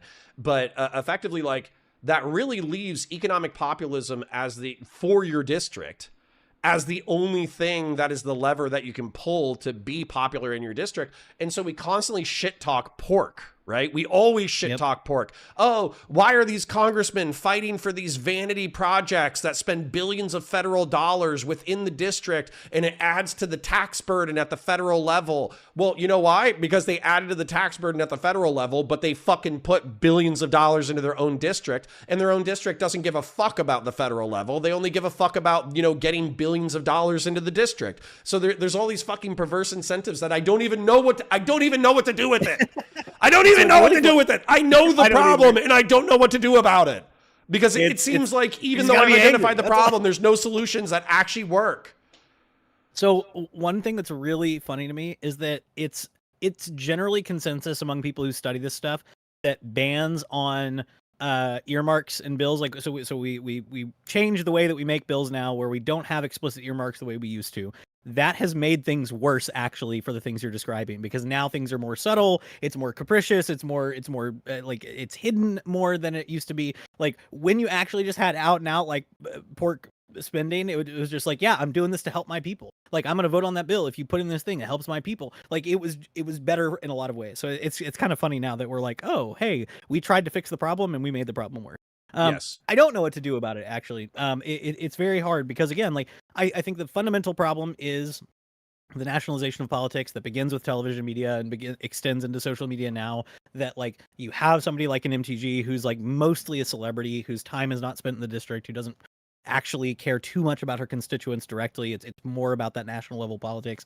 I don't know how you solve for that, like without, you know, something radical like expanding the House to 1,000 members tomorrow and, you know, having a lot more Congress people. Like I don't know how you solve it, but it's something it's at least fun to yell about. Yeah. I mean that's realistically where I'm at, where it's like, well, regardless of what's going on, I'm just going to call balls and strikes and shit talk people I don't like, and you know, we'll just do that until I die. But Rob makes a point that he's already made 10,000 times, which it's like, why do you keep associating yourself with a label when the party is completely devoid of the philosophy? And it's like, because the party shouldn't be that way, okay? The Republican Party should not be economic populist. The Republican Party should actually care about good policy. The Republican Party should be technocratic, because if you actually look at like the history of the Republican Party, even going back to Nixon, they did shit that was probably unpopular with their own base. Nixon was the fucking founder of the Environmental Protection Agency, one of the most vilified fucking agencies ever by the Republican Party. Who is it? Teddy Roosevelt created the National Park System, and people fucking hated his goddamn guts for it because they thought that he was overusing federal power in order to protect his own game preserves so he could go hunting without worrying about logging companies fucking, and you know, free enterprise is oftentimes a Republican associated value. So he went against free enterprise when he trust busted. He went against the private interests when he created the national park system. Going back to Lincoln, guess what? Lincoln easily could have said, oh, well, you know, slavery, it's just truth on the ground that slavery is popular amongst the slave states. So we're actually going to go ahead and, you know, we are a representative democracy. So we're just going to let the slave states expand westward based off of a popular vote. And he didn't. He said, fuck you. There's no slavery past the Mississippi. And that was an unpopular choice, but it was a moral choice by a man who believed himself to be technocratic. So no, I'm not going to accept the fact that you're saying, oh, just give in to the fucking Democrats. Fuck the Democrats, okay? Fuck them in their stupid fucking asses. And if you have a problem with that perspective, then leave the community, Rob, because all you seem to do is fucking bitch about that. Anyways, sorry. I do love Rob some of the time, but not when he makes the same fucking complaint over and over again. Sorry. I love listening to you. I don't listen to a lot of streamers, but like I love listening to your stuff because your relationship with your chat is hilarious. I will love to hate each other. Yeah, you got that's the ideal male relationship is somebody you can yell at, you know. I am probably more, I guess, economically populist than you, but I don't know how you're defining that necessarily. Because like the reason I got into the space to begin with was Prime had me on this populist roundtable because I was the one like conservative in the space who was like, yeah, trust busting is kind of cool, and like I like some of these like like the stuff that Josh Hawley was doing back then post January 6th. I have some different thoughts on that, but like I have some tendencies that I think might get lumped into the economically populist side. I'm okay. So for instance, like I think the national conservatives, unfortunately, they flirt with economic populism a little bit more than other people, and then they also flirt with like sometimes race realism a little bit more than I want to. Yeah. But at the same time, like national conservatism, what I think they have correct is, and I'm a political corporatist. So what I mean by that is like, I think that conceptualizing the nation, the people, the state, the government, the country, the geographic region of which the nation state occupies, as a politically corporative body, meaning you analogize it to a human body, you look at the functions of various organs of the state and private sector, and then you try to enhance the society for maximal health. I think that's brilliant. Like I think it's a beautiful analogy. The problem is that political corporatism, because it's literally like half of fascism, is that I was gonna say like there's I read some stuff about this in Mussolini. Right. Yeah, but then that's the problem is that with once you accept the political corporative model, you can basically identify cancers, parasites, like all that kind of stuff. And they very often happen to be like ethno-religious minorities and fucking Jewish people. Sure. And then you use that as an excuse to engage in like ethnocide.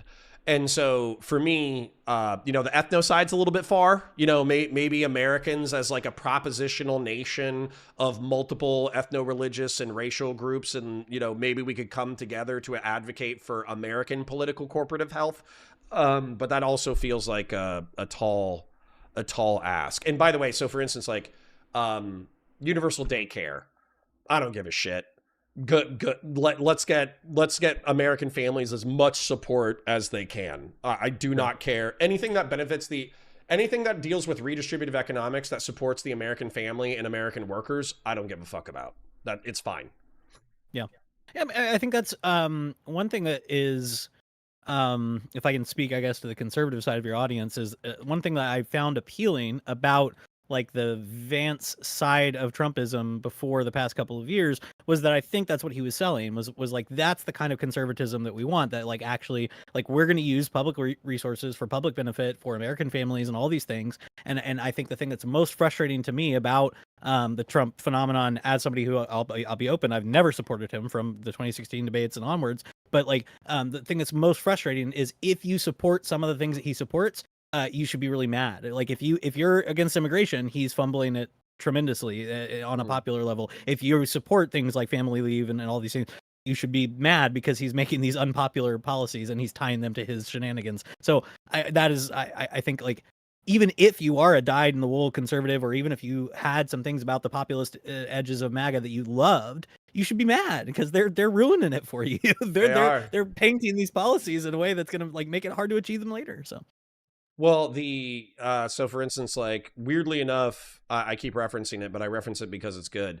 I think that Marco Rubio is actually, at least in the Munich speech, he did an incredible job of synthesizing like neoconservative American defense interest with classic conservative, I don't even know what you call it, like social conservative concern about the degradation of family and culture, fiscal conservative concern about America being too interventionist and Europe needing to carry its fair share, and the national conservative of being unapologetic about advocating for the welfare of your nation state. And so weirdly enough, I kind of view Marco Rubio, because I think he's a very intelligent guy, at least within that speech, of being capable of synthesizing these disparate conservative philosophies into a single thing. And that's part of the reason why I'm hoping that he's going to win over Vance, because I think Vance doesn't have any principles at all besides proximity to power. But then the question is, has Rubio sullied himself so much by being a part of the Trump admin that effectively, like, MAGA should be strangled while it's weak and we should have a moderate Democrat win? And that's, like, unironically, North, he's a never Trump Republican that I associate with. That's his policy. He says that Rubio has sullied himself to the point that he can't even vote for him. Yeah. I mean, I think I find myself, if people are curious where I'm standing again, I guess it's cringe to call myself that, but I would call myself, I guess, a never Trump conservative, because, like, from the 2016 debates onwards, I never liked Trump. And then especially post January 6th, like, people who have sort of carried water for that, I'm just like, in principle, don't support and can't support. But I've never voted for a Democrat and I've never supported a Democrat. So I find myself in a weird position where, like, I like I know it's stupid. I know people, wasting your vote, whatever. But I take the sort of principled opt-out stance in a lot of this, where I'm just like, until the sort of dust clears, like, I don't have enough influence to matter, and I just am unwilling to support most that's people what I was, on these that's what I was sides. telling, So. No, that's what I was telling my liberal audience. They fucking hated it, but they were basically saying that do a guardrails. Let's say Alexandria Ocasio-Cortez was running and she became like a fucking mouthpiece for, like, Hassan Piker's politics. They were saying, like, oh, well, just as a lesser of two evils calculation, the guardrails will hold against AOC because we're such a naturally, conservative society, and the legislative process is so onerous that even if she got through, like, even if she was like a dyed-in-the-wool, like, revolutionary communist, like, she would only get a fraction of her agenda through. Therefore, you should vote for AOC over fucking JD Vance or Marco Rubio or whatever. And I'm telling you, like, just off of instinct, I know this will piss off my audience, but if it's JD Vance and AOC, or an AOC character, I'm just leaving the top of the ticket blank. And then if it's like a Marco Rubio versus, and let's say Marco Rubio performs incredibly well in the primary process, and it's AOC or an AOC character, I'm probably voting Rubio. I'm just telling you right now. So yeah, well, I if it gives people an idea of where I am, if they're nerds and want to go look up the platform, I am a huge fan of the American Solidarity Party. So they're traditional conservative, like what in Europe might be called like social or Christian Democrat, is kind of American Solidarity Party. So they support using government resources for public good and healthcare and things like this, but they're like pro-life, whole life, and conservative on all sorts of things that I care about. And so, like, they check all my boxes in a way. And so that's typically the party that I vote for or write in if I don't care for the people at the top of the ticket. Are you pro-life? Yeah, I am. Yep. Can I obviously that's a contentious topic, but do you mind if I ask you like a few questions about that? Sure. Go for it. I'll do my best. I'm not going to claim to be a great proponent of the position, so don't. No. I won't. I'm curious because you seem like a smart fella, so I'm curious at what your grounding is for it. Mm-hmm. So for instance, like with pro-life in general, like I am anti-abortion, but I'm like an abortion centrist. Okay, and the reason why is because I think there is a certain amount of I think if you get pregnant, you should probably keep it. And the reason why is because, especially if it's viable, life is cool, propagating life is cool, the human experience is cool, like it's awesome. Being a parent is one of the coolest things I've ever done. And so I think if you fuck around and you get pregnant, it is what it is. You should probably keep the kid.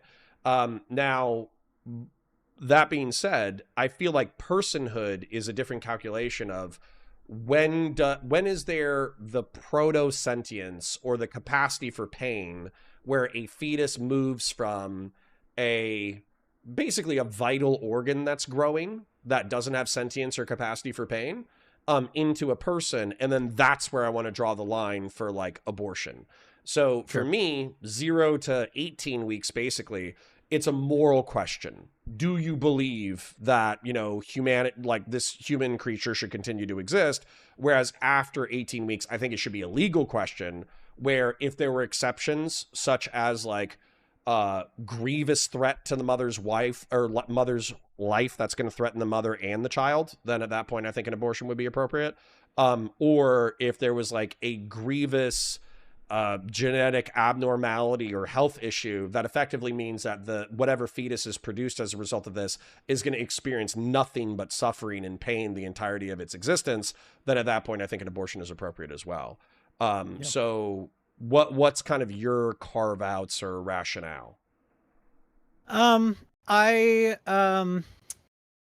So on the like life of the mother sort of situations, I think in those cases, where I would like ethically classify that is a similar thing to triage, where like you're making a choice that you've got to prioritize one thing or another in the situation. And I think it's an ethically different thing than saying like, I'm going to intentionally, kill this person. Right. So like if you find yourself in a situation where you have limited medical resources, there are two people bleeding out and one person has a, oh, my wife is a nurse, so I should know a lot more terms than this. But one person is just clearly going to die. They're going to get black tagged in a mass casualty event. And one person is potentially savable. You're going to save the person, even though, like, maybe if you applied your resources in the opposite direction, you could have done something. But so things like life of the mother, I would put in that ethical category of, like, making hard decisions in critical situations. The question, yeah, I think you're right that, like, the 0 to 18 week window, what we're talking about is moral, but I think it's moral and political in the sense that, and I'm trying to avoid making like just a hackneyed like slippery slope argument, but what we're really talking about is who gets legal personhood and the privileges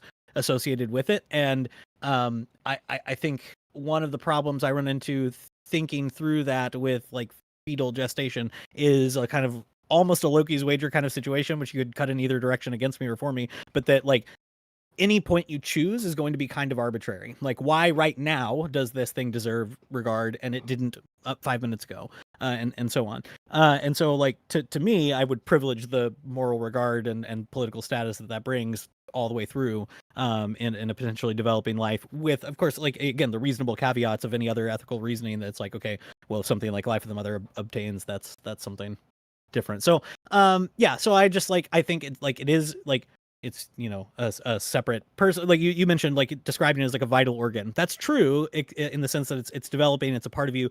Not true in the sense that your organs share your DNA and this doesn't, right? Or I mean, shares part of your DNA, but like as it's a different thing. And so I think that deserves some kind of regard.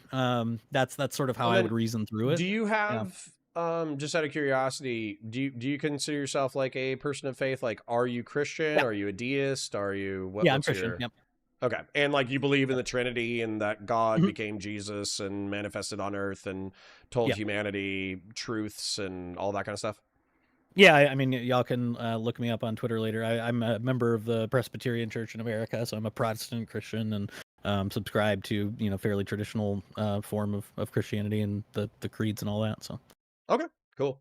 Well, then I'm not going to press because basically I just wanted to know the way that you perceived it. And I think that's one of the things that like a lot of non-religious people don't understand, or at least they can't really conceptualize it, is that to a religious person, especially if you believe in an afterlife, time can be incredibly arbitrary. Like, so for instance, like, you were talking about the Loki's wager in reference to fetal development. Well, that if you wait a certain amount of time, that will become a person, and that person will have moral value, dreams, aspirations, love, hate, the cornucopia of human emotion. And that was one of the things when I first saw my child's heartbeat, like I knew I wasn't, it was like 6 weeks in, my child did not have a conscious experience to remember, but I knew that was my son. So like on an instinctive level, I was just like, no, this thing is going to be a thing and it's going to be a thing that I love. And so I feel like there's like an overriding human attachment to that. And in my opinion, like the over medicalization and the over sanitation of the abortion process, I do think like kind of does the entire experience a disservice, where it tries to make it like very rational, very medical. Loki's wager ends here. This is the exact time that we know for a fact that, we're going to do X, Y, Z, ABC. Whereas when you're actually experiencing it as a human being who's having a child, there's a fuckload of emotions going into it, and you are not in control of those emotions. So I'll say too, like, one difference in intuition in this conversation that I like to hone in on is the difference in intuition around potentiality. Like you just described, like this will develop into a person that's, you know, has hopes and dreams and all that stuff. What sort of respect or regard we give that potential as opposed to the actual is, I think, the dividing line for a lot of people. So I've listened to a couple in Destiny and these people debate with Lila Rose and people like this, and they'll usually say, well, the reason I don't consider it human is because it lacks the mechanical pieces of the brain and body that make you fit for conscious experience. And so it doesn't have conscious experience yet, so I just don't give it moral regard. And I think that is saying openly, like, I don't care that it will in 10 minutes or 5 days or 5 weeks. It doesn't yet, so I don't care. And I think there is an ethical intuition that I have that because I'm like kind of in a weird Aristotelian Thomist, whatever, that like what is actually what potential exists is something that's relevant, right? It's the same sense in which like you're like the distinction we make between a brain dead individual and somebody who's in a coma, but we're not going to pull the plug because they might wake up, is they actually have the potential to develop back into that state that we care about. And so the fact that they have not yet experienced to me is irrelevant. Like that's what I think the way that Destiny argues it is, well, they haven't experienced it yet and they will in the future. So I don't care if they have experienced it and will in the future, like a sleeping person or a brain dead or a coma person. And I do care. Yeah. We make these calculations all the time about potentiality, and, you know, as like sapient and sentient beings. So for instance, like, why am I not smoking crack right now? You know, I could be high. That's a great question. I could be having a Some great days, time. I wonder if I am actually. Yeah. I'm like, is that? But I could be high right now, and, you know, I wouldn't be high in the future, but I would be high right now. So why aren't I high right now? And the answer to me is because I know that if I abuse hard drugs over long enough of a time, then the potential life that I will lead will become deleterious and eventually bad, and then eventually bad shit will happen, and I will die in a horrible way. Whereas, you know, so I treat that potentiality as a part of my calculus for the way that I operate within life. And so that's where, yeah, for me, what I took away from what you said is kind of like, treating all potentialities as morally neutral is silly. It's not morally neutral. Your behavior now will affect what your behavior is in the future, and therefore potentiality should be something that you calculate. Now, I did get a super chat that I want to read. Connor, when faced with two pieces of poop, would you rather vote for the one that is okay with overriding fair election results over the one that is not? I hate socialists too, but I don't know their chief. Has Marco Rubio ever said that? Because I would never vote for JD Vance based off of exactly what your super chat just articulated. But I don't think Marco Rubio has ever said like he thought January 6, 2021 was based. So I don't know. If you have a direct quote, that actually would change my calculus. If Marco Rubio ever said, oh yeah, trying to overturn the elections in 2020 was fucking awesome, then I'd be like, oh, okay, fuck this guy. So anyways, sorry. Yeah. You know, I mean, that's a line for me as well. So yeah. So how do you feel? I know this might be, you know, asking you to engage in more schizophrenic fucking posturing or whatever, but how do you feel in general about, I guess, political discourse, Twitch and YouTube politics, and your position in it? Like, what, I know you're saying that like right now you're just furthering your education by reading academic shit, and then people are just coming along for the ride as a live stream. But is this still like, is that the end all be all of the Ukerist ambitions in the Twitch and YouTube political scene, or do you have higher ambitions than that? I mean, it's probably the peak of my ambitions right now, in the sense that like most of my life is devoted to like I write academic articles that 3 people read, including the 3 reviewers, and so like that's nice. Most of the time that I spend. Like I do keep up with a lot of online political discourse because it's sort of essential. Like my students will ask me about it. Like I did have a very weird experience last year where one of my students was like, well, I don't know if you've watched this like Destiny fella. And I was like, oh, let me tell you, you know, like, so I have to kind of keep up on it because my students will actually ask me about this stuff when they care about politics. And so I keep up with current events and sort of political discourse in this world. But it's all so distressing to me that I want to keep like a foot in and a foot out, where it's like I have friends in the space. You know, I've enjoyed interacting with you. I talk with Kyla Nutsard. I did a decent amount, and like I like these people. They're fun to talk to and poke and prod, and you know, I send them stuff to read, and that's basically the extent of my interactions. Where it's that's so much healthier. Whereas I don't want to be in the foxholes. I don't want to take sides. Like I don't care about this. No, much. I've just want people to be been smart, you know? through participating in the space on a full-time basis, or at least 25 hours a week for the past year. I am fully sucked into the clashes of personality and the personal issues and the sexual dynamics and the clout dynamics and the backstabbing. Y'all are and the crazy. Y'all are insane. I swear, like from 2022 onwards, the only thing I've realized is that the people who hang out in these spaces are insane. Yeah, but like you either man. enjoy the insanity or you don't, and I think unfortunately I enjoy the insanity. So for me, it's Yeah. like, it can be stressful, particularly like when you're the person, like you're not commenting on somebody else's drama, but when you're involved in the You drama become it, yourself, it can be quite stressful. But the truth is, there's something to it where, I say everybody who wants to be a full-time creator, they want at least 6-figure subs, right? They want 100,000 subs. They want the YouTube plaque. They want to be recognized, and they want to be able to make enough money in order to pay their bills on a month-to-month basis. That way they can say, hey, fuck you. Despite 99% of people who try this job, I was able to do this job. But then there's something else about it too, which is like, are you able to survive the achievement? After you become viral for whatever videos that you became viral, do you have the capacity to continue to make content that people find compelling? And that's a whole other battle. Like, you could actually become very popular by being very poorly behaved and then hit the metric. But then once you hit the metric, do you burn out? Do you crash out? Do you explode? And so that's like another, calculation. And so the friendships, the relationships, the sexual relationships, the clout, the backstabbing, the politics, the collaborative streams, the panels, it's all part of like this game of, can you sustain a livelihood? Can you get the plaque?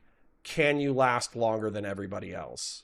And it's a weird world. It's very fun. It's some weird incentives involved, yeah, and so I treat it like a it's a spare time hobby, and that's basically all I care about right now. I mean, if someday I might do like some pre-prepared content on like the stuff I'm really passionate about, some articles or essays I published I could turn into video essays, but like it's not like I'm not fixated on it. Thankfully, I have a life outside of it. I think one thing that is I just lost what I was going to say. Where did it go? It's just the incentives are baffling to me in some ways, but also fully here's what I was gonna say. There's this great old Jim Gaffigan routine. Okay, maybe his first set that was a special or whatever, but he has this joke about like sometimes I tell people that I eat at McDonald's and they judge me and they look at me and I'm like, but everybody has their McDonald's, like I was reading in People magazine that's your McDonald's, right? So when I say I don't care about this stuff, I'm like, I'm not holding myself above it. I have my McDonald's, like I have things that I indulge in that are just as trashy as whatever's going on. Are you willing to share what your version of McDonald's is? Because this is obviously my McDonald's. I have a lot of friends who are Orthodox, who want me to be Orthodox, and so I listen to a lot of Ortho Bro stuff on the side. Nice. Like when I'm driving, commuting. I listen to the nonsense Jay Dyer, Jim Bob stuff. It's interesting and fun for me in a way. So like, I'm thinking that's one of the worlds that I kind of want to get into a little bit. Basically, like Andrew Wilson has like a $250 Ortho Bro debate class. And I was thinking that next time I have $250 just lying around, I should buy the Ortho Bro debate class, and then try to jump into that world and throw elbows. You'd be equipped for it, Yeah. Well, I mean, it'd be fun for me because like I do like talk about theological stuff. I do like talk about spiritual stuff, but I'm not a religious literalist. So like it kind of like, not trying to get into anything that might be uncomfortable, but basically like it's hard for me to believe that the creator of the universe and of the galaxy and of Earth and all that kind of stuff instantiated himself in a specific human being at a specific point in time in order to share moral messaging with humanity. And your salvation is dependent on your attunement to that moral messaging. That's actually like a hard pill for me to swallow. So if I back off and I kind of go, well, hold on, believing in God and having a moral philosophy spread across time is still insanely interesting. And when you, follow religious precepts, which include moral prescriptions, it's quite clear that you will do better, which is like, sin versus virtue or vice versus virtue. Religion oftentimes talks about vice versus virtue and your alignment to vice and virtue. So if religion is effectively like moral messaging codified and spread throughout the human species over time, that's still something worth doing. Like, we shouldn't become so rawly anti-theistic that we become anti any kind of moral messaging whatsoever, or treating moral messaging as if it's arbitrary, because it's not. We can evaluate moral messaging and its consequences. And then weirdly enough, Christianity, as far as I can tell, has some of the best moral messaging on the planet. So from your perspective, God ordained this, we should follow this, and then, maybe you'll reap positive consequences, but you also might not. That's a part of the religion, is that just because you perform well as a Christian doesn't mean that you're going to reap positive consequences. Whereas for me, I'm looking at it from like an evolutionary psychological perspective. Whereas a lot of people who debate the orthobros or debate religious people, they're rawly anti-theistic. They want to like nuke old dogmatic religion and start from zero. Yeah. I guess I don't really know how to respond to that, except like, I think you're right. My fear, I guess, always is, the way I've heard you describe religion, I think, is true and fair. It's the way, again, for the nerds listening, I really love Alexis de Tocqueville. He wrote Democracy in America, and he's somebody who was very convinced that religion served this kind of essential function that you're describing, especially Christianity. He grew up Catholic and was kind of skeptical, but like, it teaches the right things and it makes people moral and it does the right things for society. And so it would be great if people were Christian, but he himself is not, like you, is not passionately convinced of the truth claims of the faith. But then he wrestles with this pretty explicitly, which is just like, how much can you lean into the unreality of it and the function of it and still think it's going to keep that function? It's the question Kurt Vonnegut is playing with in some ways in Cat's Cradle, where he invents this fake religion that the book of Baconanism opens with the line that everything in this book is a pack of falsehoods. Like, it tells you from the outset it's fake and it's lying to you, but it gives you good moral teachings, and so who cares? And I don't, like, the question for me is like, does that actually work? Is that sustainable in the long term to have a bunch, like, it's the reason why there's a really fun letter, and Christians abuse it a lot, but it's a really fun letter. Franklin wrote a letter to Thomas Paine. So Thomas Paine is, out of everybody in the founding generation, the most radical, probably atheist we would call him today, but he's at the minimum a deist. He's just like, maybe a God created it. I don't care. He didn't reveal himself. He's not here. Who cares? Franklin, writes this letter to Paine that basically tells him to shut up about there's no such thing as providence thing, because providence to Franklin is like an essential, it's not just an essential teaching practically, but he really, I think, did believe it. Like, he did believe there was a God, not the Christian God, but a God that did stuff in the world. And so there's this tension in the founding generation that we see, that like, how loud can we be about our free thinking, and preserve the things we think are good about religion? And I think that's an interesting tension to try to flesh out. And I don't know that anybody's really solved it. No, that's my interesting. No, I've solved it, because the solution is just to repent and submit. So that's So for me, and it was actually Jordan Peterson who kind of showed it to me, was the conception of logos. Which, by the way, correct me if I'm wrong, in Genesis, it doesn't say in the beginning the word was God and the word was with God and all that kind of stuff. That's actually that's John 1. That's a New Testament reinterpretation of Genesis, right? Mm-hmm. Yeah. So John takes the language of Genesis 1 and kind of flips it. In the that was a mind fuck for me, because I thought it was a Genesis passage, and then yet when I Googled it, it ended up being John, and I was like, son of a bitch, like, this is New Testament shit. Way to mislead me, Jordan Peterson. He's very intentionally echoing the language. Like, if you go read the Septuagint, the Greek translation of the Old Testament, he's echoing the language that's used there of God, speaking the word and in the beginning and all of that. He's echoing that language. It's very poetic.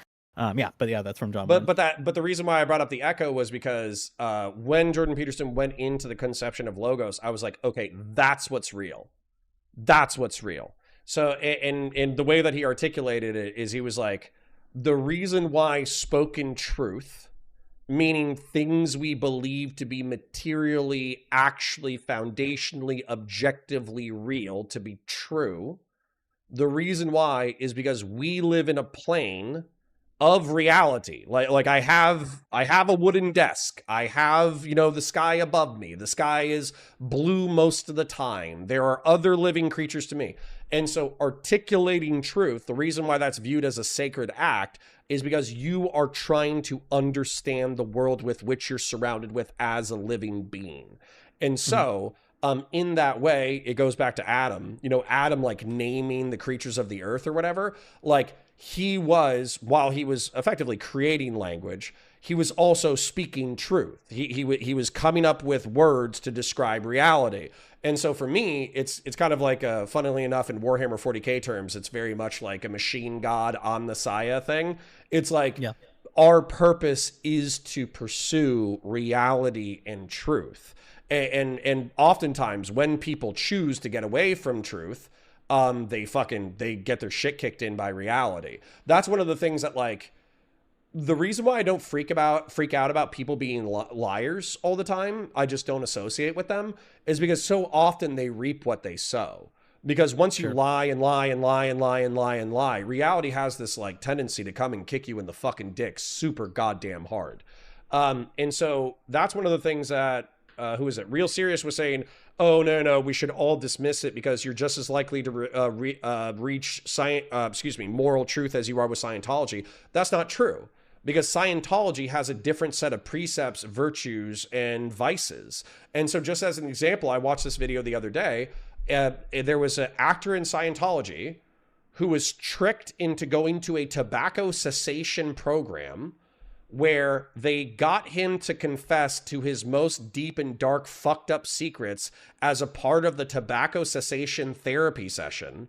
And then they were trying to use that as leverage to blackmail him into Scientology. So no, like, if there was a Christian church, then, you know, they wouldn't be doing those things. So hold on. Real Serious is saying that's not what I said. So let me read what he fucking said. Real Serious says, no, God, no. It's probably the same as getting into Scientology and getting to the Xenu part. No, keep investing in this enterprise. I promise the true revelation is right around the corner.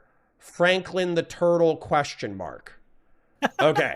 What I derived from that, Real Serious, whether you intended to or not, it sounded like you were saying that they were going to basically like we could all get, moral meaning out of various ideologies. And then Patriarch comes back with the most fucking fedora bullshit I've ever heard in my entire life. The church never did anything bad. Good one. I never said the church never did anything bad. I'm saying that there is a set of moral precepts forwarded by Jesus Christ, and you can evaluate the goodness and badness of actions based off of whether or not they follow those moral precepts. So for instance, when the Spanish Inquisition was torturing people to death in Muslim-run Spain, I don't think Jesus Christ would have endorsed that one based off of an honest interpretation of his scriptural shit. You know? Yeah. If I could maybe offer an analogy, C.S. Lewis has this book called Abolition of Man, and I think it's the most interesting book. If you don't like mere Christianity, like some nerds on the internet don't, that's fine. I don't care. Abolition of Man is Lewis talking about, like, basically just principles of ethics that he considers part of the human tradition. He calls it the Tao, to reference Chinese philosophy, but he says you can call it natural law, whatever you want. He says within the Tao, there are people who operate within the Tao that are legitimately developing moral propositions. So the example that he gives is the Confucian golden rule is don't do unto others what you would not like them to do to you. It's a negative proposition to stop you from harming other people. Jesus gives us his version of the golden rule that is, do unto others what you would have them do unto you. He says, if you accept the first one, the second one follows. It's reasonable to make that jump. And you can even see why it might be better in some ways, right? It goes from like, oh, just don't do something bad to go out and do good things. And so that's all within the tradition. And so he says there's reasonable development within it. And so I think what you're describing with Scientology is like, here's something that we could see that's just out of step of the tradition, right? If you're looking at the things that Jesus is teaching or Confucius is teaching or whatever, the stuff that Scientology asks you to do, there's stuff that Ayn Rand asks you to do or whatever, like this is just like, it's not compatible. These are different moral propositions, and you can argue about which one is preferable, but this one has clearly stepped outside of that. And I think that's right. Maybe a useful way of maybe thinking of it, I'm expressing a subconscious bias or a conscious bias of like preference for Christianity. But in general, I do think the world and relationships are typically better when you tell the truth. I think that relationships are typically better when you try to be sexually loyal to your partner. I think things are typically better when you try not to wallow in the jealousy of your neighbors. I think things are typically better when you don't murder, or kill unjustly. There's like a whole host of like Ten Commandment, Old Commandment prescriptions and a whole host of New Testament prescriptions that I just think evidently lead to a better human life. And therefore, like, I'm going to lean towards that moral preference structure versus, for instance, like Islam. No offense. Like, I like the fact that Islam has like a low barrier to entry. It's literally like believing God the last day, that Prophet Muhammad, peace be upon him, is God's messenger, and then, you know, do the Hajj if you can and do good works. So like the barrier to entry to Islam is like a universalist monotheist religion.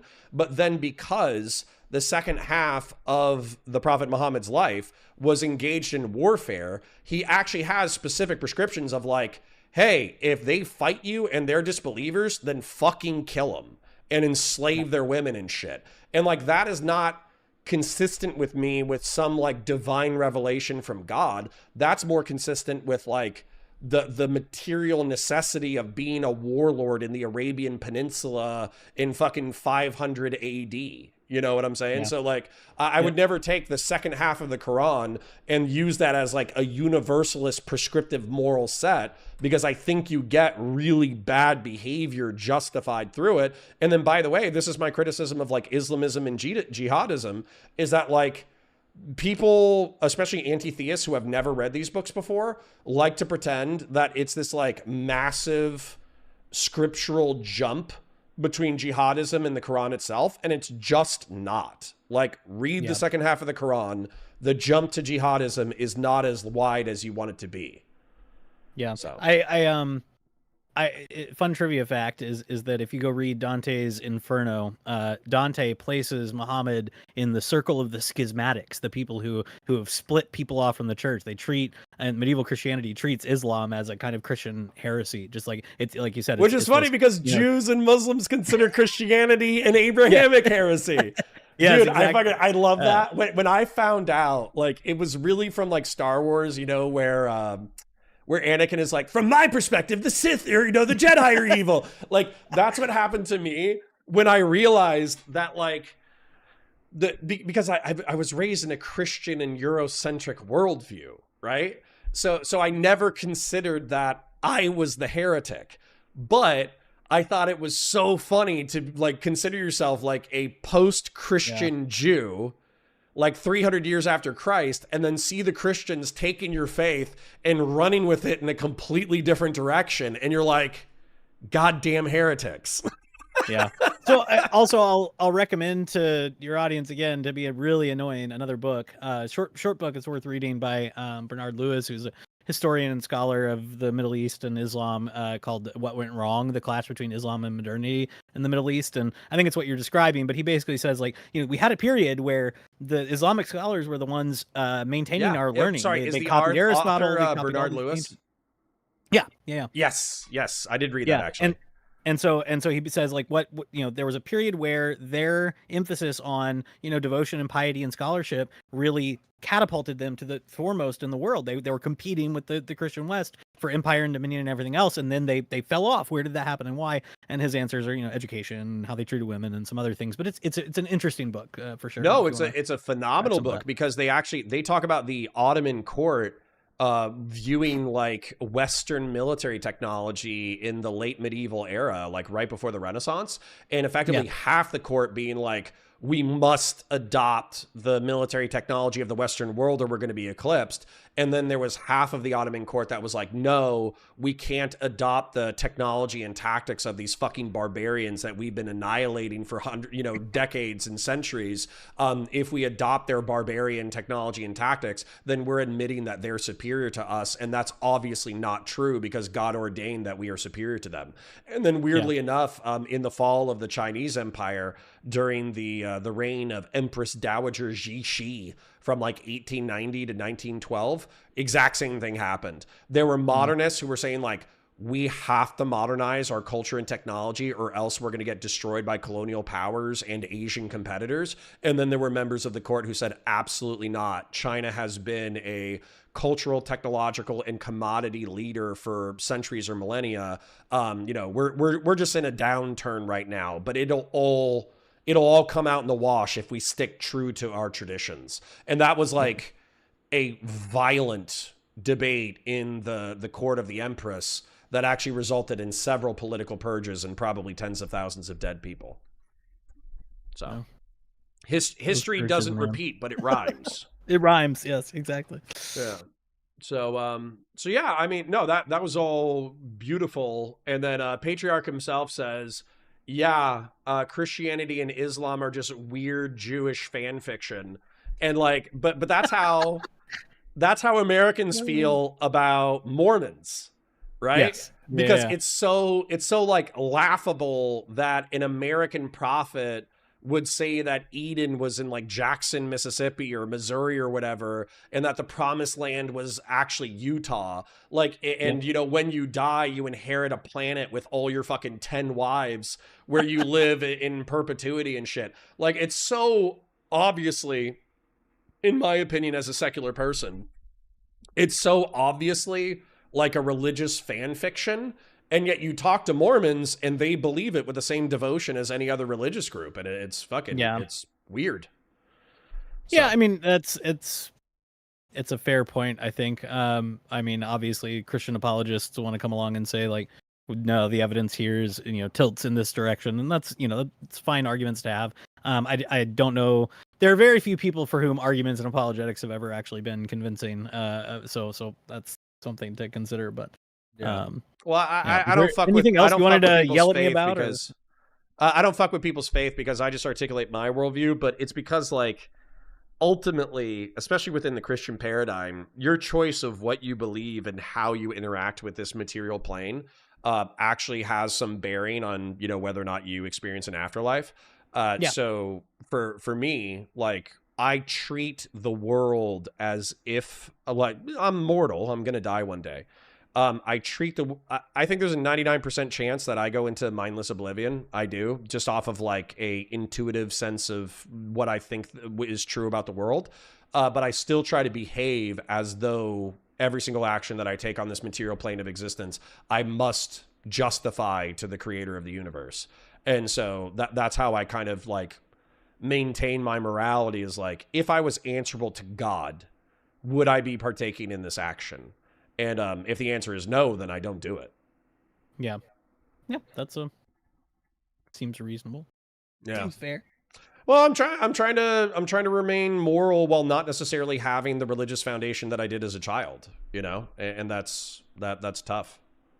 Yeah, it is tough. I mean, anytime you find yourself in a different spot than your parents or how you were raised, it's a new kind of journey of figuring all that stuff out. I mean, it's very common now, people deconstructing or whatever, but it's figuring out how to piece it back together, I think, is the hard part. And some people do it better, some people do it worse. Yeah, absolutely. Well, and that was a recent fight. So have you if you got to go at any point, let me know. But that was a recent fight between Lauren Southern and Andrew Wilson. Andrew Wilson obviously being an ortho bro who's associated with Jay Dyer and all those kids. And then Lauren Southern being someone who has led, let's call it a flawed Christian life, a flawed life from a Christian perspective. But she is saying that what she objects to about like modern online Christian pundits is the fact that they seem to cloak themselves in the robes of righteousness while not necessarily espousing scripture. And so did you have any thoughts on that little mini drama? Yeah, I watched that back and forth, and I think it was how can I say this? I don't have a ton of respect for Andrew and his crowd and how they debate. I think that everybody knew who's familiar with that online part of the world knew what Lauren was talking about.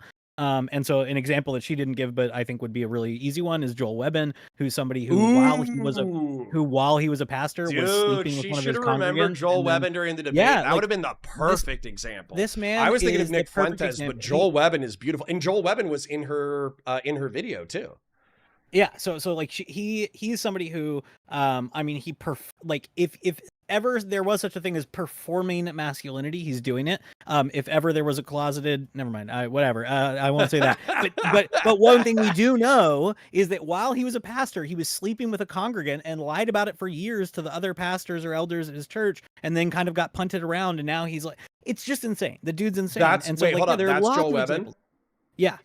Nice. And that's all public record, right? I'm not. He can come, sue me if he wants, but it's all public record that this happened, and he lied about it multiple times, and has lied about it for most of his professional career. And so that's an example of somebody who's LARPing, somebody who wants to hide the fact that they have made mistakes in their past, but wants to maintain this position of spiritual leadership. It's terrible. Well, and for me, it's like the race realism thing too.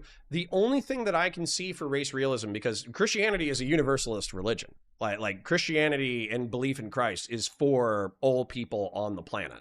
So I know there was like debate in the early church about whether or not it was going to be Jews or if it was going to be for Gentiles. But if you look at, the Apostle Paul, then it's quite clear that it becomes a Gentile religion, right? Mm-hmm. And so if that is solidified as like facts within the church, then for me, like going to an Old Testament quote about like the nations of the earth are going to be this, that, the other, and then you use that to justify like black people and white people can't cohabitate because of this fucking one Old Testament fucking scripture. That to me feels like twisting scripture to serve like your already preconceived racial bias. Absolutely. And so I'm part of a church in the like Reformed tradition, Calvinist, scary word, but basically all of the major churches within our broader cross-denominational association have published statements condemning what in our world is called kinism, which is this idea that like miscegenation or marrying someone outside your race is a sin. Like even the most conservative of conservative denominations are looking at history, looking at scripture and saying that's dumb.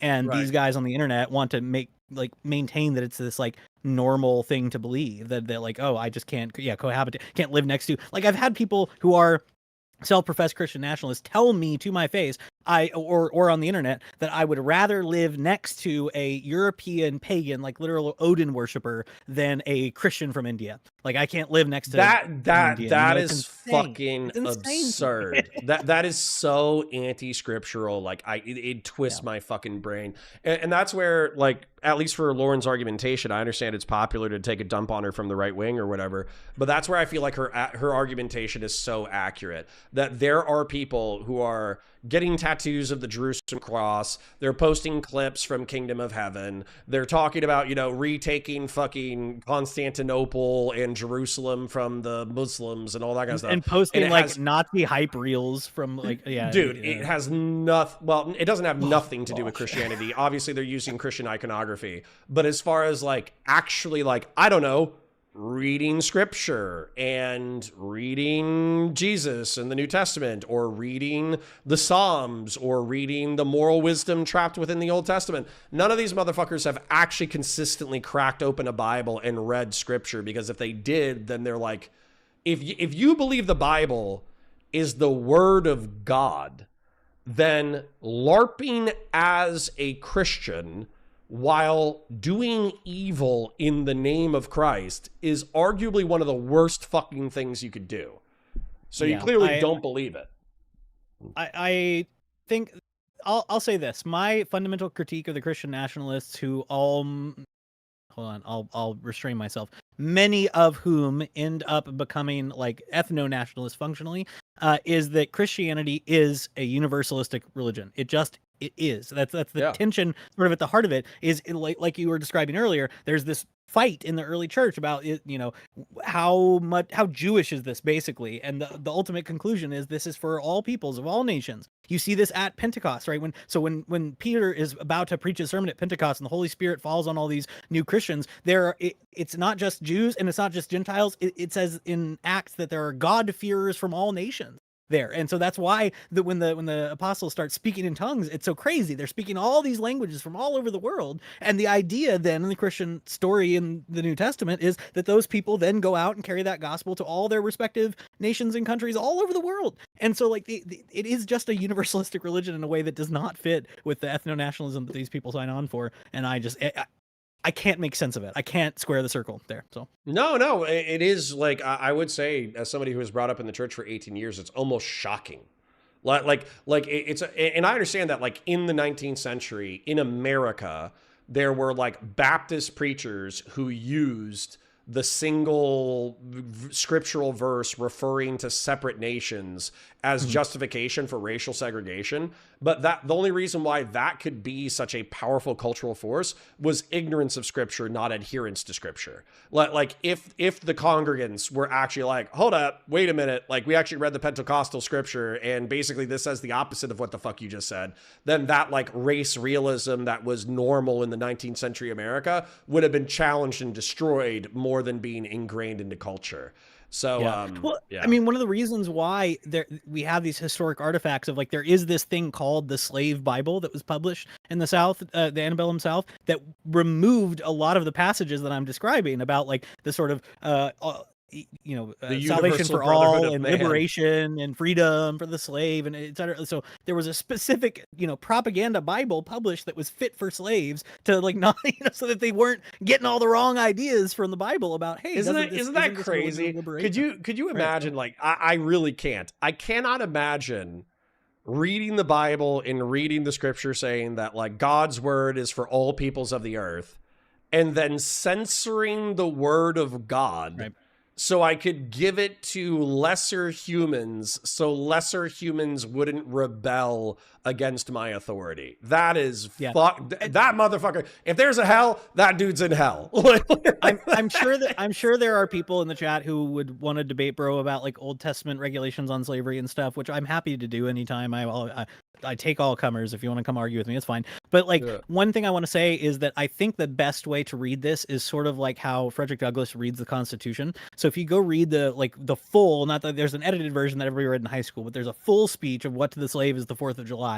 And he gets halfway through and he's yelling at the audience. He's like, you hypocrites, why are you asking me to speak at this celebration of independence and freedom? But then he gets halfway through and he says, look, I defy you to read the Constitution and come away with one pro-slavery principle. What you'll come to me with are principles of the Constitution or parts of the Constitution that allowed for slavery, and he uses the analogy of scaffolding. He says this is like a scaffolding of liberty, like that was necessary at the time, but has slowly been peeled away. So he says, I defy you to find any part of the document that is actually pro-slavery. And I think that's his reading method there, I think, applies well to scripture as well. That it's like, yeah, there are things in here that are uncomfortable, like 3/5 compromise, all that, fine. But in principle, is this thing supportive of the thing you claim it is? I don't think so. No, me either. And that's one of the things that I actually find beautiful about the United States of America, as much as we can point to, potential genocide of the Native Americans or chattel slavery or dispossession of the Chinese or whatever. We can point to all these sins in our past, but we also can look at the Declaration of Independence and then kind of look at like,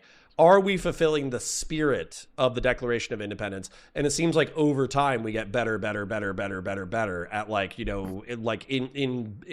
imbuing the spirit of the Declaration of Independence, and I think that's fucking amazing. And so like when I when I see that all men are created equal, endowed by their creator with certain inalienable rights or whatever, and as much as like I fought Ryan Mulally because I was like, I don't think we have equal moral worth. I think there are better humans and lesser humans and all that kind of stuff. And he's like, no, you dipshit, talking about like inception at birth. Inception at birth, there's equal moral worth, and we make these moral judgments after the fact, but also these moral judgments are largely supposed to be up to God. Like, I understand that, but at the same time, like, so I don't believe in my bones that all humans are of equal moral worth. Like a pedophile and an innocent child, the child to me is of more moral worth and consideration than the pedophile. But I do think that starting with the flat hierarchy of humanity has some worth, some dignity, some base level of dignity. I think that's led to a lot of really positive like social developments in the United States and the Western world at large. Yeah, no, I think I could sign on to most of that. All right. Well, I'll tell you, I'm a little yapped out. I'm sure I could yap to you for another hour if you wanted, but was there any other hot topics you wanted to hit? I don't think so. I mean, I'd love to chat more in the future about just like sort of tactically how we address I think we share most criticisms of Trump. I'm a person who, like I said, I do the principled opt-out thing rather than supporting Democrats. And so we could talk about tactics and things like that in the future. But I don't think there's anything, urgent if you're, we've been talking for a while, so. My Oilers and Chippers swear despite metrics, they swear that they don't enjoy me talking about Destiny's sex life. They swear, you know. But if I change the title, hard, yeah. But if I change the title to criticizing Destiny's sex life, I would have like 1,000 live viewers and like $500 in the next like 2 hours. So Yeah. if You should do that. if the For a free Oilers and the wallet. Chippers, I'm going to challenge the chat a little bit. If the Oilers and Chippers are serious, that you actually want, I don't know, serious conversations with intelligent people about interesting things, I think Ukerist, you know, you can't say that this wasn't interesting, based in history, based in religion, based in theology, based in all that kind of shit. You know, you better fucking like the stream. You better share it with your friends. You better engage with chat. You better super chat. You better, you know, give some memberships or whatever. But yeah, I appreciate the time, brother, and I'm looking forward to the next one. Yeah. Do you mind if I shill briefly? Just Please, small please stuff? do. If you have yeah, any so- projects whatsoever, share them with the chat. Yeah, so I am streaming now on YouTube. It's Philip D. Bunn is my name. I've never hidden my name, but I used to go by Ukerist more, but now I'm just like, make it all the same name. So Philip D. Bunn on YouTube and Twitter. And then I also write on Substack, and everythingwasbeautiful.substack.com. So if you want to read some stuff about the kinds of stuff I'm ranting about, or see the live streams I'm doing for the American Political Thought Project, that's over there on YouTube. So All right, cool. Then I yeah, brother, appreciate it. Thanks. I had Great a conversation. great time, and I'd love to have like you know, obviously I'm kind of leaving the Destiny orbit. I would love to have like a new orbit of like you and PF Young and Ryan Mullally and conservatarian bros yapping about Let's create conservatarian an things. intellectual workshop. Okay, let's do it. I've been messaging PF Young because the last conversation I saw with him, he said he was attending a church in my denomination, which is not a huge denomination. I was like, whoa, what do you mean? Like you're going to a church that's like, you know? So we've been messaging a little bit, but yeah, he's Nice. He's fun. I like him. Nice. All right, cool, brother. Well, you have a great day, All right, and man. I'll catch you later on. All right, thanks. Have a good one. You too. Bye now.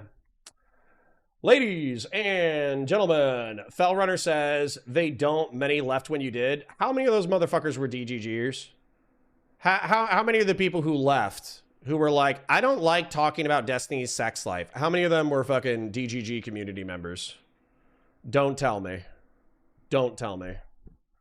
So, Jesus, what a lineup. Yeah, man, I enjoy talking about theology and fucking conservatarian philosophy and the foundation of the United States of America and race realism and all that kind of bullshit. I fucking love that shit.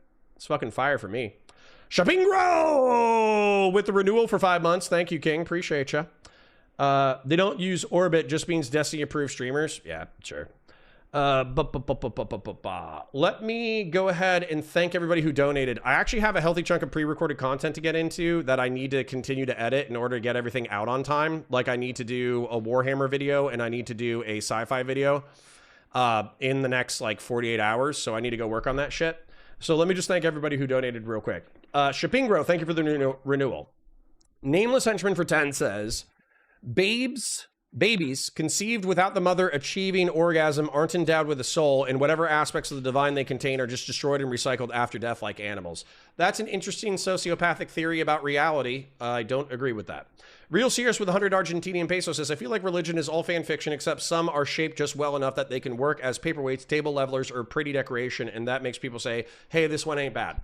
I don't agree at all. I think religion is evolutionary, psychological, moral prescriptions that offer the tribes that subscribe to them different advantages and disadvantages socially, and that the ones that have survived the test of time have offered their respective tribes moral intuition that has allowed them to thrive. And oftentimes the religions that were pretty fucked up, they burnt out and destroyed themselves. So fuck them. I think religion is an evolutionary psychological mechanism of passing morality down through story over time. And arguably, the Abrahamic story has been going for like 3,200 years to 10,000 years, depending on how you define it.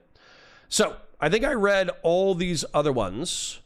So Anonymous Chatter, thank you for the 5. Shapingro with the membership. Anonymous with the 5. Hedonic Samuel with the 2. Old School with the 2.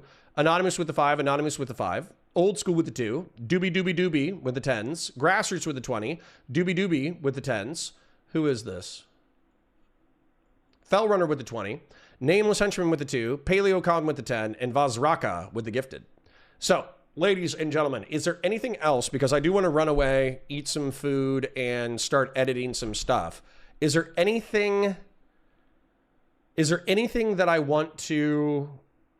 No, you just referred to religion as a paperweight. Paperweight is not evolutionary psychological morality. What? What are you talking about? You didn't say that. So anyways, ladies and gentlemen, is there anything that I should address before I dip out? Rob says this kind of conversation is my favorite. Okay. Most of them were anti-Destiny, what the fuck, lol. Who were they then? Who were they? Tell me the names. Who was the people who left who were fucking anti-Destiny, who left the community because they didn't like the fucking DDW fucking traffic helicopter? And on top of that, why didn't they just wait a week? They literally, if they hated Destiny so much, they literally could have waited a fucking week and we'd be back to normal programming. I'm still here, didn't care for that conversation you just had. Okay.